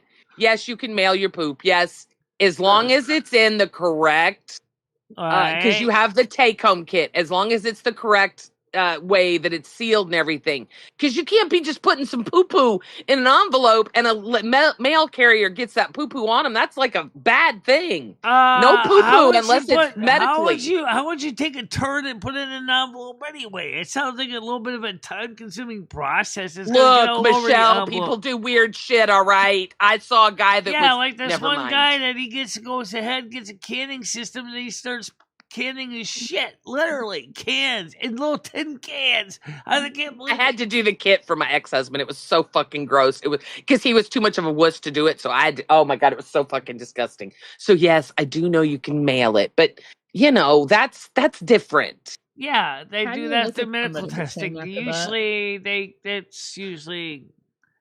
I mean that's Hey guys, leave it up to Gidgy. Poop or sex, I got you. As far as the topic, the conversation, not what. Now we're getting I into the mean- really weird shit. Now we're getting into something that some people on the spectrum actually do enjoy. I'm not really into the poop part of it that much. No, absolutely not. Oh, No. Hammer's got boogers. Hammer's doing boogers. Oh my god. Oh my god. Wait a minute. Is anyone doing loogies? Hang on. This Hang is so on. nauseating. I'm sorry. It's not. I've heard it's that just not the too. best gift. That's all I'm saying. I know a chick that went viral a few years ago for selling hets.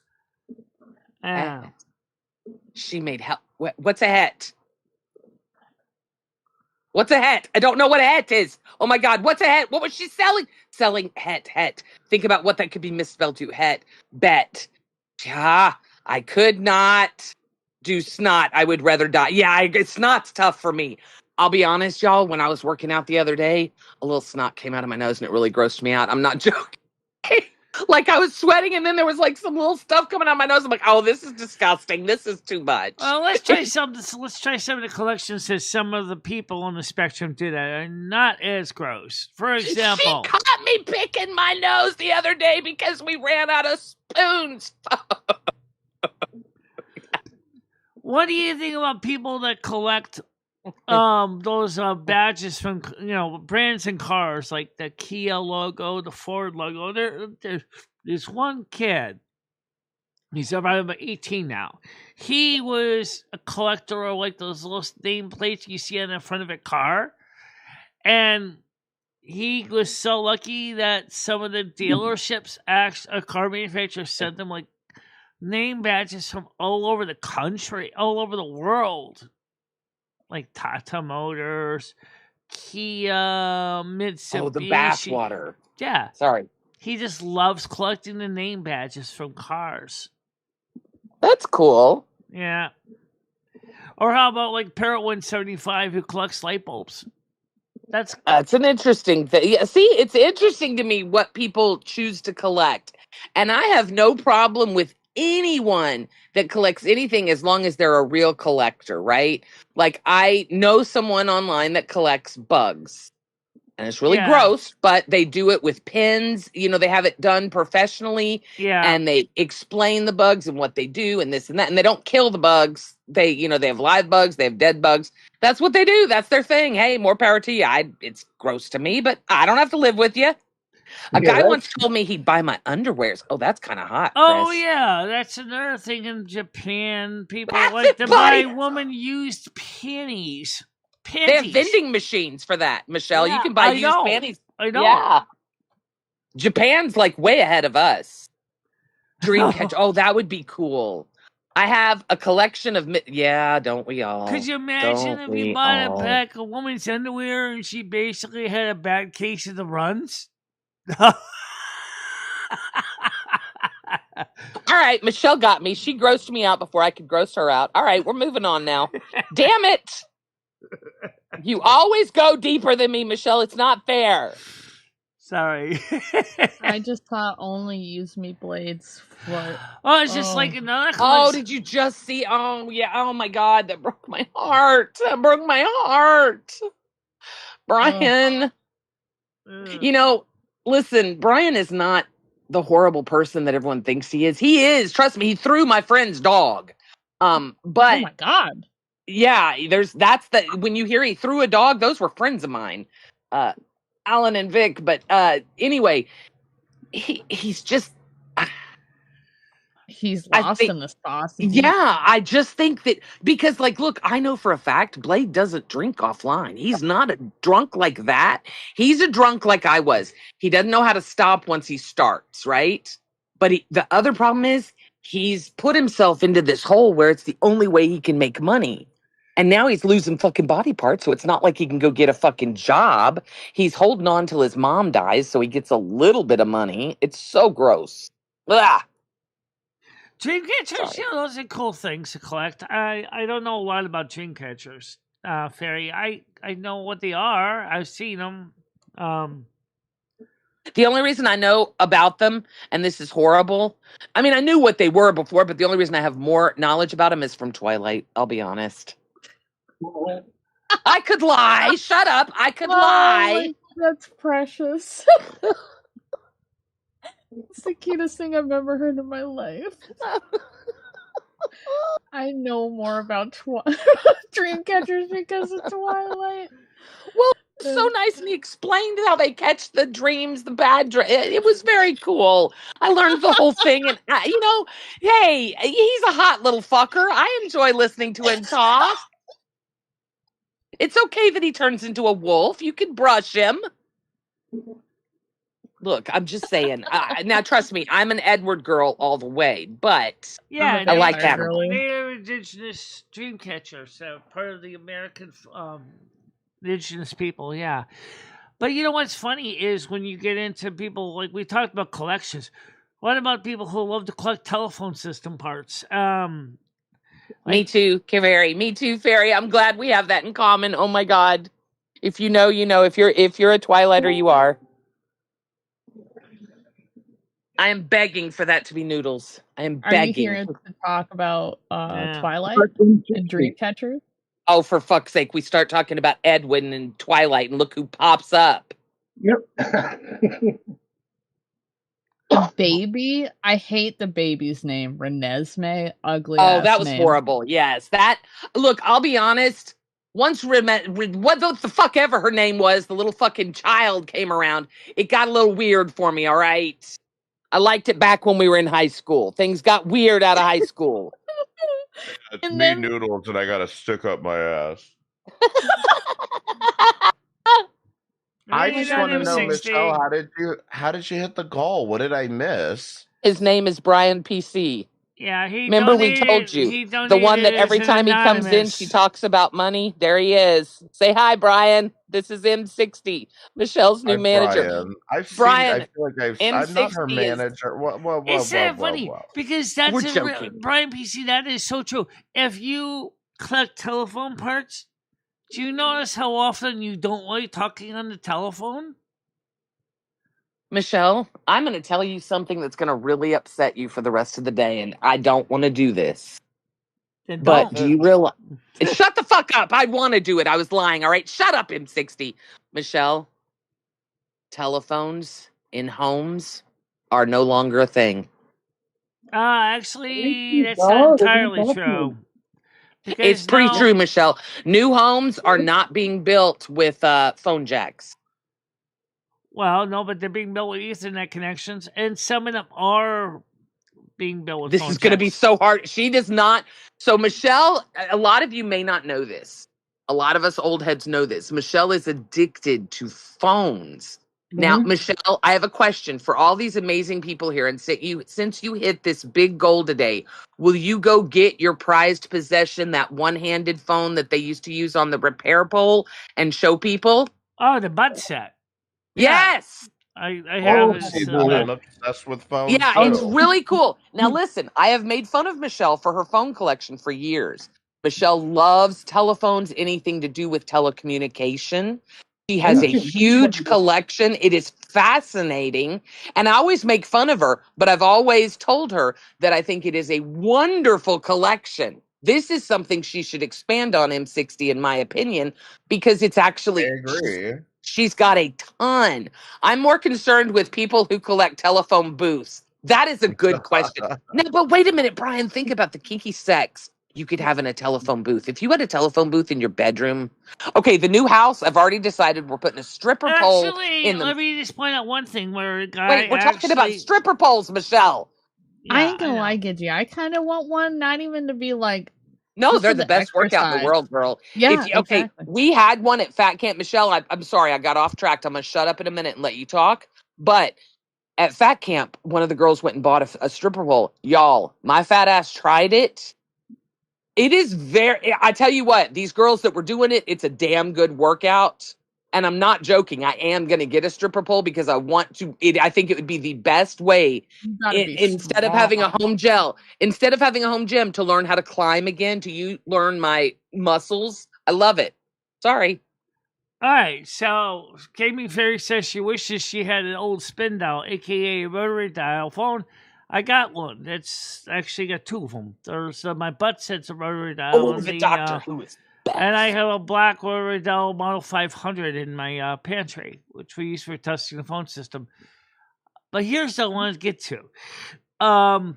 There is a couple things I noticed about phone collectors, which is fascinating. Some of these guys, like Step by Step Bill, SX Bill, he donated his entire working phone exchange to the Connections Museum in Seattle, and they're moving that to the new museum they're building in Colorado, and then they're building another museum in Seattle. So they have the main museum, the Connections Museum in Seattle, and then they have a sub museum that they're building, and they have a museum they're building in Colorado. The phone collectors are a big deal. It's just fascinating.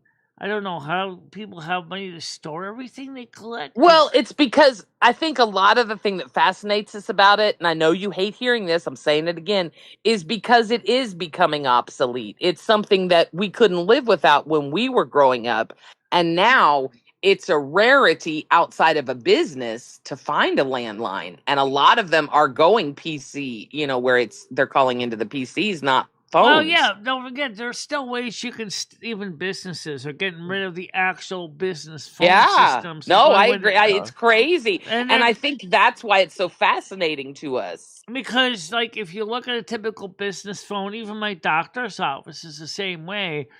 They're using Asterisk, which is voice over IP, for the business phone system for the office. What does that mean? I'm sorry. Well, basically, it's not your standard landline. It's using Ethernet. Phone lines over the internet. Yeah, basically. okay, yeah. I knew a lot of them were going to that. And that's why it's so... these days. I don't know if that's why it interests me. This is like the one bizarre thing that Michele collects that I've always found interest in. No, so I do that call-in show. I've got I did kind of go through a small phase where I was buying vintage phones and using those. I have one that it's a teddy bear. Love you, Perry. Take care. Sorry, I'm 60. No, it's okay. I have one that's like a teddy bear, but it's like a phone, and the mouth moves and everything when you're on the phone. Oh, yeah, it's like a Teddy Rex bed, but it usually works in the person's voice. Yes. Oh my God, Grizz, shut up. Yes. Phone, that's what it's called. Grizz, we lived on the party lines. We didn't have party lines in my town, but my cousins did. Now, 2 party phone lines. Okay, wait a minute. He's talking about where 2 different houses shared a phone line, right? Yeah, it's a party line. Yeah, no. We had, you know what, for my 13th birthday, I was given my own phone line in my bedroom, with my own phone number. I thought I was the coolest thing in the world. Yeah, I had my own phone line too. Did you? Yeah, it was that's what girls got. We got phone lines because we were always on the phone. Right. Oh, unfortunately, my phone wires got struck by lightning and it didn't work anymore. Shit. And I was paying for it too. My mom was like, "Oh, no, we're going there again." Because I used to run a bulletin board. All right, let me go get me my butt set. You talk about rotary dial phones. Yeah, go get it. Yes, thank you, Michele. Let me just get it. I have it. It's just it's a little bit modified. Okay, Grizz, that's cool. That was about, I would imagine, 10 years. You're not that much older than me, but I know that they had that. I just think it was right before my time. Or it might have been where you were in the world. I've always been in a major city. Actually, I got an old-fashioned ringer on my whatever phone. My business on phone. Your cell phone? Oh, I like that. When I hear those, it takes me back. When I hear the old phone ring, you know what? I need to do that. I need to put that on my phone. That's a good idea. Yeah. Oh, that's fun. I got tired of those other musical rings. I said, I want a normal, ring. So I got one. This is not made by Western Electric. Y'all are going to love this. Company that made this. But if you ever look at early butt sets, you'll notice that there's one change. You have to tell them what that is, Michele. I didn't know what a butt set was. It's a telephone. here on this side here. Normally, this would be cloth cord clips. I replace a modular cord. This one doesn't have a ringer. Some of these do. This one doesn't have a But ringer. it's what the linemen wore when they were working on the poles, right? Yeah. So this one just has an on-off switch right here. When it's on, you can just dial the number to go through the step-by-step across Look at that. How did you get that, Michelle? Cool. When I first got it, it was broken, so I had to fix it. So this is made out of rubber. Did you get that on eBay, Michelle? No, Stan CT got it for me. That's right. And let's see. He probably got it on eBay. Probably. It's very fascinating. I love Stan. So this is cool. So like I said, the original cord was cloth and it was all ruined. So what I did was, since most of the stuff I was using was RJ14s anyway, I just put a modular plug on the end. So cool. It lets me test my system. Because my switch also does rotary dial too, so my phone switch. So fucking cool. So I love it, Michelle. I really do. I think that's very cool. Yeah. Oh, you know what? Here I am talking about this, and what's tonight's show? Ooh. Yeah, they make the newer ones, and they do have some of the vintage ones too. You can buy on eBay. The newer ones are touched or push button, and the old ones like this one are just rotary dial. Oh my God! You were in Redding, California, in the '60s. Holy shit! You really are a fucking hippie. Yeah. That's crazy. They have a telephone headset for my DJ mixing? Oh my God, that would be kind of fun. That's interesting. Yeah, so... Yeah. What happened in the David case? I just saw a thing that says the update we weren't expecting to give. Oh no. Oh God.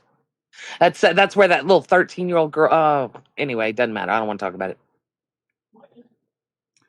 So it's kind of. So this is kind of cool. And originally there was there used to be a little dial cover for like a plate here that's missing. Is that Noodles? No. No, that's Prime PC. Oh, you mean in the chat? It's me, you. It's Grizz.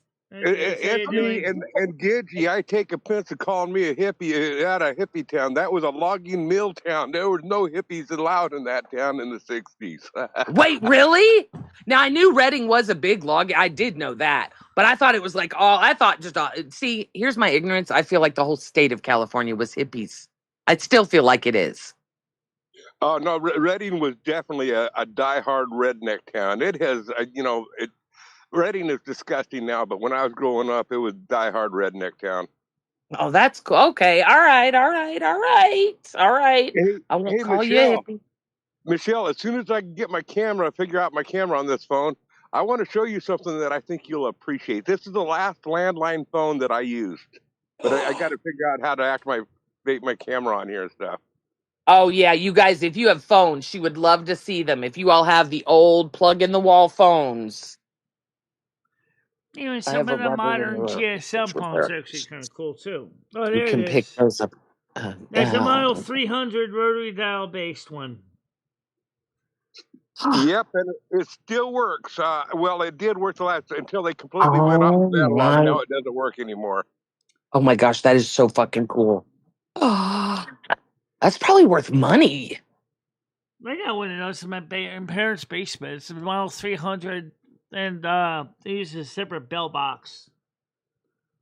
That is so cool. Michelle, did you show the audience? It was really cool. Yeah, I gotta show the audience. Yeah, I know they'd like that. Let me go ahead and set up to use the... and I bet it's heavy as fuck, too. Like, to hold that headset, I bet that's heavy compared to... All right, so let me set this up. I'm going to set it up using the old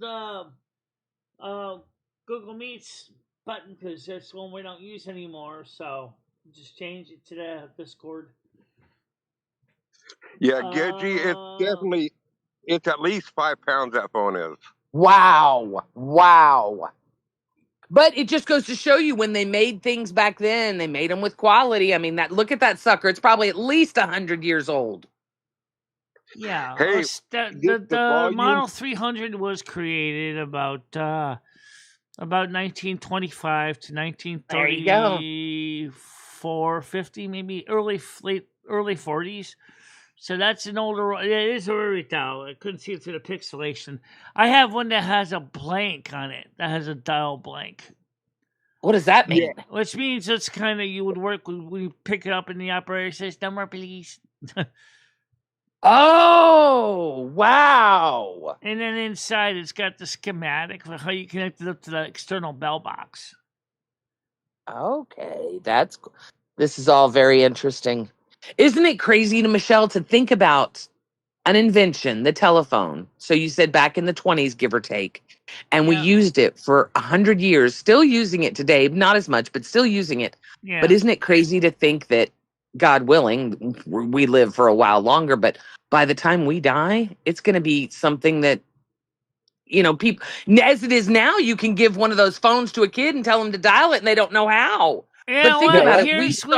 Here's where there's a kind of a new crossover to technology. Like you can get this thing called let me make sure I get this right here. Cell to jack. And what it is it's a Bluetooth adapter that connects an older analog home phone to work with your cell phone. Okay, now that's cool. Yeah, I wanted to get one for that testing. I'm not going to lie. I didn't get a chance to get one yet. So because they're not expensive. Yeah, the problem is I don't have a leverage. Wait, what's it called, Michele? Tell me that again. I'm going to get one. Cell to jack. CELL. Number 2 jack. Okay, number 2 jack. Michele, that would be it's so on fun. Amazon. You know, I tell Go look it up. It's really neat. It's just a simple little box. It's not too complicated. Well, I tell people I don't like talking on the phone, and I spent my whole formative years growing up talking on the phone. I had a ear. My mom used to joke and say, "We're going to sew that phone into your ear," and now I don't like it because a cell phone you can't hold like a phone. Right? I could hold it on my shoulder, and I get it. You can do Bluetooth and stuff now, which is even more convenient, but I'm going to do that because I would totally talk on a phone, on a cell, like what you're saying. Yeah, I mean, it's interesting though that, as I said, cell to jack is kind of like a crossover device. So you can get the best of both worlds. So when you get home, you pull in your driveway, it automatically will connect your Bluetooth to your home phone. So your home phone will now ring when your cell phone rings. God, remember being in the bathroom when the phone was ringing? Oh my gosh. It happens all the time for me. Never fails, right? The phone won't ring all day until you're mid-shit. Missiles in the toilet and ring. Oh, come on. Yep. Still dropping some in the bathroom. Wait. I remember my mom's house was super fancy. She had a phone. They actually had a phone installed in the powder room, like the bath. It was separate, and there was a phone in there. I'm like, who the fuck, Mom? And she used to call me all the time just to annoy me. I'm like, Mom, that's so gross. Damn it. Back in the day when you'd go to the bathroom and the phone would start ringing, it wasn't that big of a deal because they didn't just ring 4 times, man. They would ring until you would hang up. I mean, so that was. And by the way, that phone that I just showed you, it was louder than any landline phones you can get today, and clearer. I bet that sucker is obnoxiously loud. Most Model 500s are obnoxiously loud. A real 500 rotary dial phone is insanely loud. But it's true when you think about it ringing. Now with cell phones, it rings like 5 times, and then we can pretend we're not there and they go away. But could you imagine if it didn't stop ringing? Oh my God. Oh my God. Well, before the invention of voicemail, it pretty much would keep ringing until the other person hang up. Yeah, that's what Grizz was saying. That's crazy. So let's say they were a real asshole and they just wanted to make your life miserable. The old bakelite and wood phones are very collectible. That's what the phone is that loud Grizz bells. was showing. Yeah, it's a Model 300. I love that you see, Brian, you guys are just, y'all are all birds of a feather, you fucking weirdos. Over here knowing what a bakelite y'all are crazy. Fucking techies. Yeah. Well, I mostly wanted to come up here and congratulate Michelle on hitting her goal. Good job. I told her last night, I said, dream of $50 super chats, and look what happened. Yeah. Thank you. Did you call He Brian PC, manifested it. Michelle? No, I did I'm not call joking. Brian I'm PC. joking. It was a joke, Michelle. Okay. I'm very proud of you. We have the Tech David, I'm Talk hitting it show now. tonight. I love you, David. Thank you. So we'll I'll try to find some phone related stuff, but we do have the Tech Talk show tonight at 8 p.m. Oh yeah. By the way, let me just let you know Eastern. real quick that there's a video on this, but it's kind of long. So let me just give you a quick summary. YouTube is cracking down on a lot of things, including some of the AI content for Thank God. YPP, and also drama channels. Thank God. Yeah, I mean LCU is going to be out of a job. Michelle, I don't think you realize how many friends Keemstar has at YouTube. Trust me, nothing's going to happen to the LCU. No, I'm sure you may be able to say is, well, we do shocking and repulsive content, but it's scripted. And YouTube will probably say, oh, you got money coming in from other sources than YPP, so I guess you don't have to worry. We're not going to throw you out. They're not going to throw them off the platform. Let me just explain this. Advertisers are getting... Michelle, how does it hit drama channels? Explain that to me, because you're talking about gross content. Like, drama channels don't do... Shocking and repulsive content. Right, but that wouldn't be drama channels. Some of the drama channels do that. They have wait, give me an example. They're trying to get clicks through thumbnails showing like a simulation of a kid getting blown apart, or okay, that's not a drama channel, Michelle. That's not a drama channel at all. I think what she means is just like that in an effort to cover drama content. Like this was my theory, is that in an effort to cover drama content, you often do have to cover like shocking and repulsive stuff. Like what? I mean, I don't as a drama content person. I don't want to give any specific examples, but like certain sectors of drama are unfortunately engaging in a lot of like gross activity. Oh, okay, yeah. Now I will give you that. Oh yeah, Brian PC, you're talking about what they call the kind of phone that's a magneto-based phone. This is not the common battery system. This is the independent battery system where each phone has a battery in the phone, usually a 6-volt battery. The magnetos used to just ring the bell, and then the switchboard when you pick up the phone. Noodles, please come back. I miss you.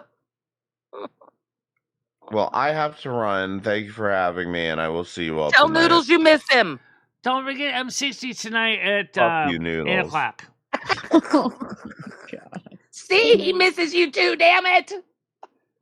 So I guess that means that this show will become another OBS button. You mean another restream? Yeah, because we don't have to go. Yeah, we could set this up as a function as well and restream. All right, Tuesday I'm getting that thing to answer my phone. It's coming Tuesday to the new house. Yeah. I'm excited. Now I have to get a phone. I think I still have one. Yeah, try to sell to Jack. Have you got any vintage phones? It works with both rotary and touchstone, so... I was going to get 2 because I have 2 cell phone numbers, so I could set up the 2 cell to jacks in my wiring closet, so when I'm home, my cell phone and my house phone will ring at the same time.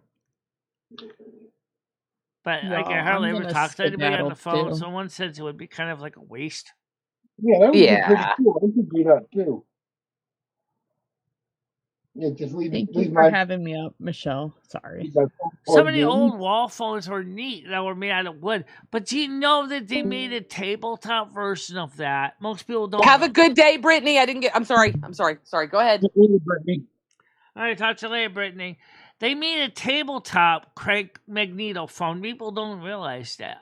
I don't know where they stored the battery because I mean, there was kind of a bit of a base where the magneto was, so maybe you would hold a couple of smaller batteries, like a couple of D cells.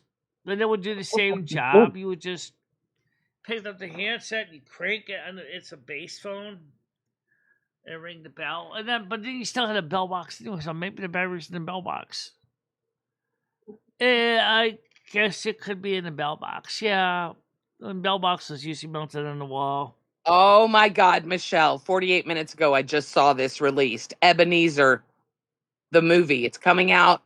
It's coming out for Thanksgiving. It's Johnny Depp playing Ebenezer, Michelle. Ebenezer Scrooge. Okay. Yes. Oh, yeah, he Okay. gets good in those movies. I'm exciting. Okay. I was sharing out some stuff Well, on the Twitter, and I saw tabletop that. one is the same basic operations. It's just that the magneto was sitting in the base of your phone. They were not as common as the wall mounted ones, because you still had to mount a bell box somewhere. My mom used to get mad at me with our wall-mounted one, and she bought an extra long cord, but I would always twist it up because I'd go around the walls and go all over the place with it. That happens. So your problem, Mom, probably eventually got you a cordless. Yeah, well, this was before cordless. Shit, we're old enough to remember that. Before cordless was a thing back in the 80s when you started seeing more cordless phones. Yep. Yeah. And if you were lucky, if you were talking to someone and you walked the right place, you could get crossed with your neighbors talking. Oh, it was so funny. Yeah. I've heard so many conversations that I probably shouldn't have heard. Yeah, here's the thing. A lot of times the phone wiring back then, the central office, there's actually two battery connections. There's a signaling battery and there's the talk battery, which is extra filtered. Negative 48 volts DC to ground. And sometimes what happens is that sometimes the filtration wasn't that good on the talk battery. But when you dial like a number on a rotary dial phone, you like say dial 3, it'll sit here. Dial tone goes click, and goes off screen, and flip. You hear say a slight flip. That's where the dial tone cuts out. Sometimes you can still hear people in the background because you're still technically on the signaling battery. It doesn't switch to the talk battery to your phone calls complete. So once you dial the last of the digits, that's when it quickly cuts into the talk battery. So what some people would do was there'll be kind of like a code they would dial that people could hear other people. And one guy figured, hey, take a little amplifier, connect it with the carbon microphone and everybody can hear you as you're blasting. Wait, Michelle, hang on. I got a question for you. I just read something. Is this true? Trump is withholding $1 billion in Medicaid funds from California and Minnesota? Yeah, that's true. Because he's saying it's proven or you're not getting it. Right. Oh, well, that's okay. Here's the fraud. He doesn't want the fraud anymore. He said that's. I get that. Okay, I didn't understand. That was all it was that one line, and then yeah. Okay, sorry. Oh yeah, that'd be the Model 500 was the most common. Yeah, the black rotary dial. Oh, I love the lime green ones. Those are cool. My mom had a lime green kitchen phone. We had a lime green living room phone. 1970s were color time for phones. You could get phones almost every color under the rainbow. I don't think they had purple. I mean, maybe they could have had purple. That would have been a really rare color, but they had powder pink. I know that. I had a couple powder pink phones. Yup. But my favorite phone were the 1960s rotary dial with the metal finger wheel. Now, those are my favorite because my fingers could fit comfortably in the hole. I could never dial fast enough. I hated rotary phones. I grew up with rotary phones, so that's the only thing we had in Winston until about the mid-1980s when we finally got the touch tone. Wow, really? Yeah. I remember that growing up with that. But of course, then we started getting into the independent phones with digital pulse styling, which is kind of fun. You press a button, and now we're seeing here 3 pulses come out of it, like 3, pop, pop, pop, 7, pop, pop, pop, pop, pop, pop, pop, pop, 9, pop, pop, pop, pop, pop, pop, pop, pop, 1, pop, 2, pop, pop, 3, pop, pop, pop, 4, pop, pop, pop, 5, pop, pop, pop, pop, so on and so forth. And then I love when you used to press the pound of the star. It was actually a redial function. Yes. Yeah, that was kind of cool. But I think the thing I liked the best of all was now I have a full PBX here, a PABX. Technically, is what I call it, Private Automatic Branch Exchange, a Merlin Legend 2 system, which is great for testing. It has provisions for 54 phone extensions, touch tone, rotary dial, regular phones. Plus, it has 7 for 8 ATL and 8 MLS phones that are MLX phones that are specific to the system. And I can get an adapter to use it with also another 8 partner phones, MLS phones, Euro, and ETR phones. I could add more phone types to test that I could even shake a stick at. But like I said, with 54 telephones, household phones, it's neat. I could call. In fact, I got one of the phones hooked up right here. If I picked up this rotary dial or touch tone here, this phone here. This is what I hate about the new phones. This cord, these things are like featherweights. Oh my god, the bases are insanely light. Anyway, I can dial my kitchen. I can dial my bedroom. Oh, well, I used to be able to my bedroom because unfortunately I took my phone out of my bedroom, but because I had no room for it. But I used to dial the kitchen. I could dial my bedroom. I could dial my living room. We used to have it set up in the building for some of the other apartments, so I could call them. It was just something we did. It was fun. My son's streaming. Shit! I didn't know Scooter could follow me. Let me go harass my kid. Michelle, I will be here early tomorrow, I promise. Y'all have a great day. All right, you have a nice day too. It's already 1 o'clock anyway. So, yeah,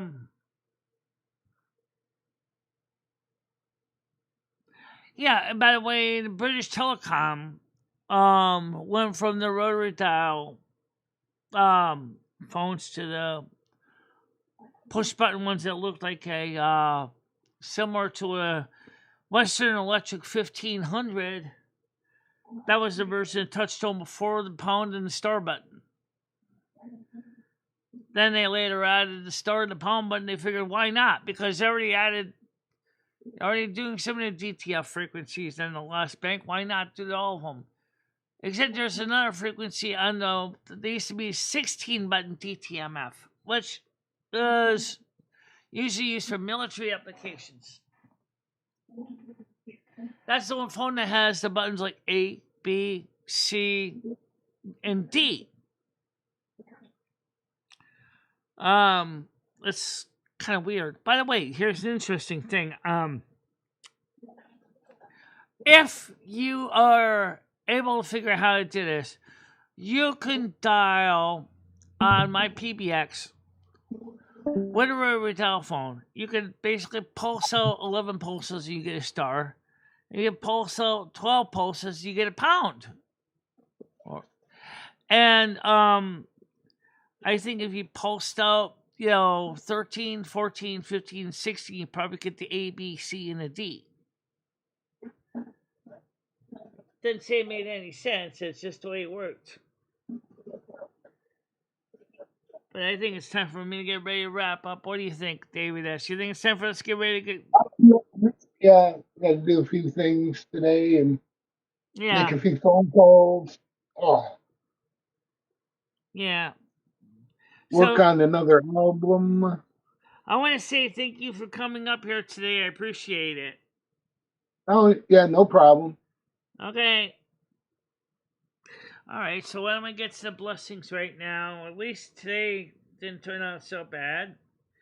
So let's get started. May all of you have a happy and safe day. Stay out of trouble. May the warm sun be on your back, and may your friends be by your side.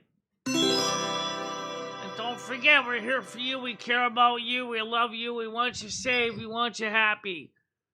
Make sure to be there for your friends and protect them. Keep them safe and close to your heart. The service is ended. Time to go. Peace, kind, love, and don't forget to party on, dude. Like and share. And we'll see you tomorrow morning, normal time. And tonight, 8 o'clock is Tech Talk with M60. See you then, guys. Bye-bye. Bye-bye. Bye-bye. Michele Marie Dalene, I will always be there for you. Michele, never stop believing in yourself. Go out there and show the world what you can do. Go kick some ass and have a good time doing it. I love both of you so much. I love how far you have come on YouTube. In the summer's embrace, she finds her way. Twisting and turning, she won't let things sway. With love for the music and fire in her soul, she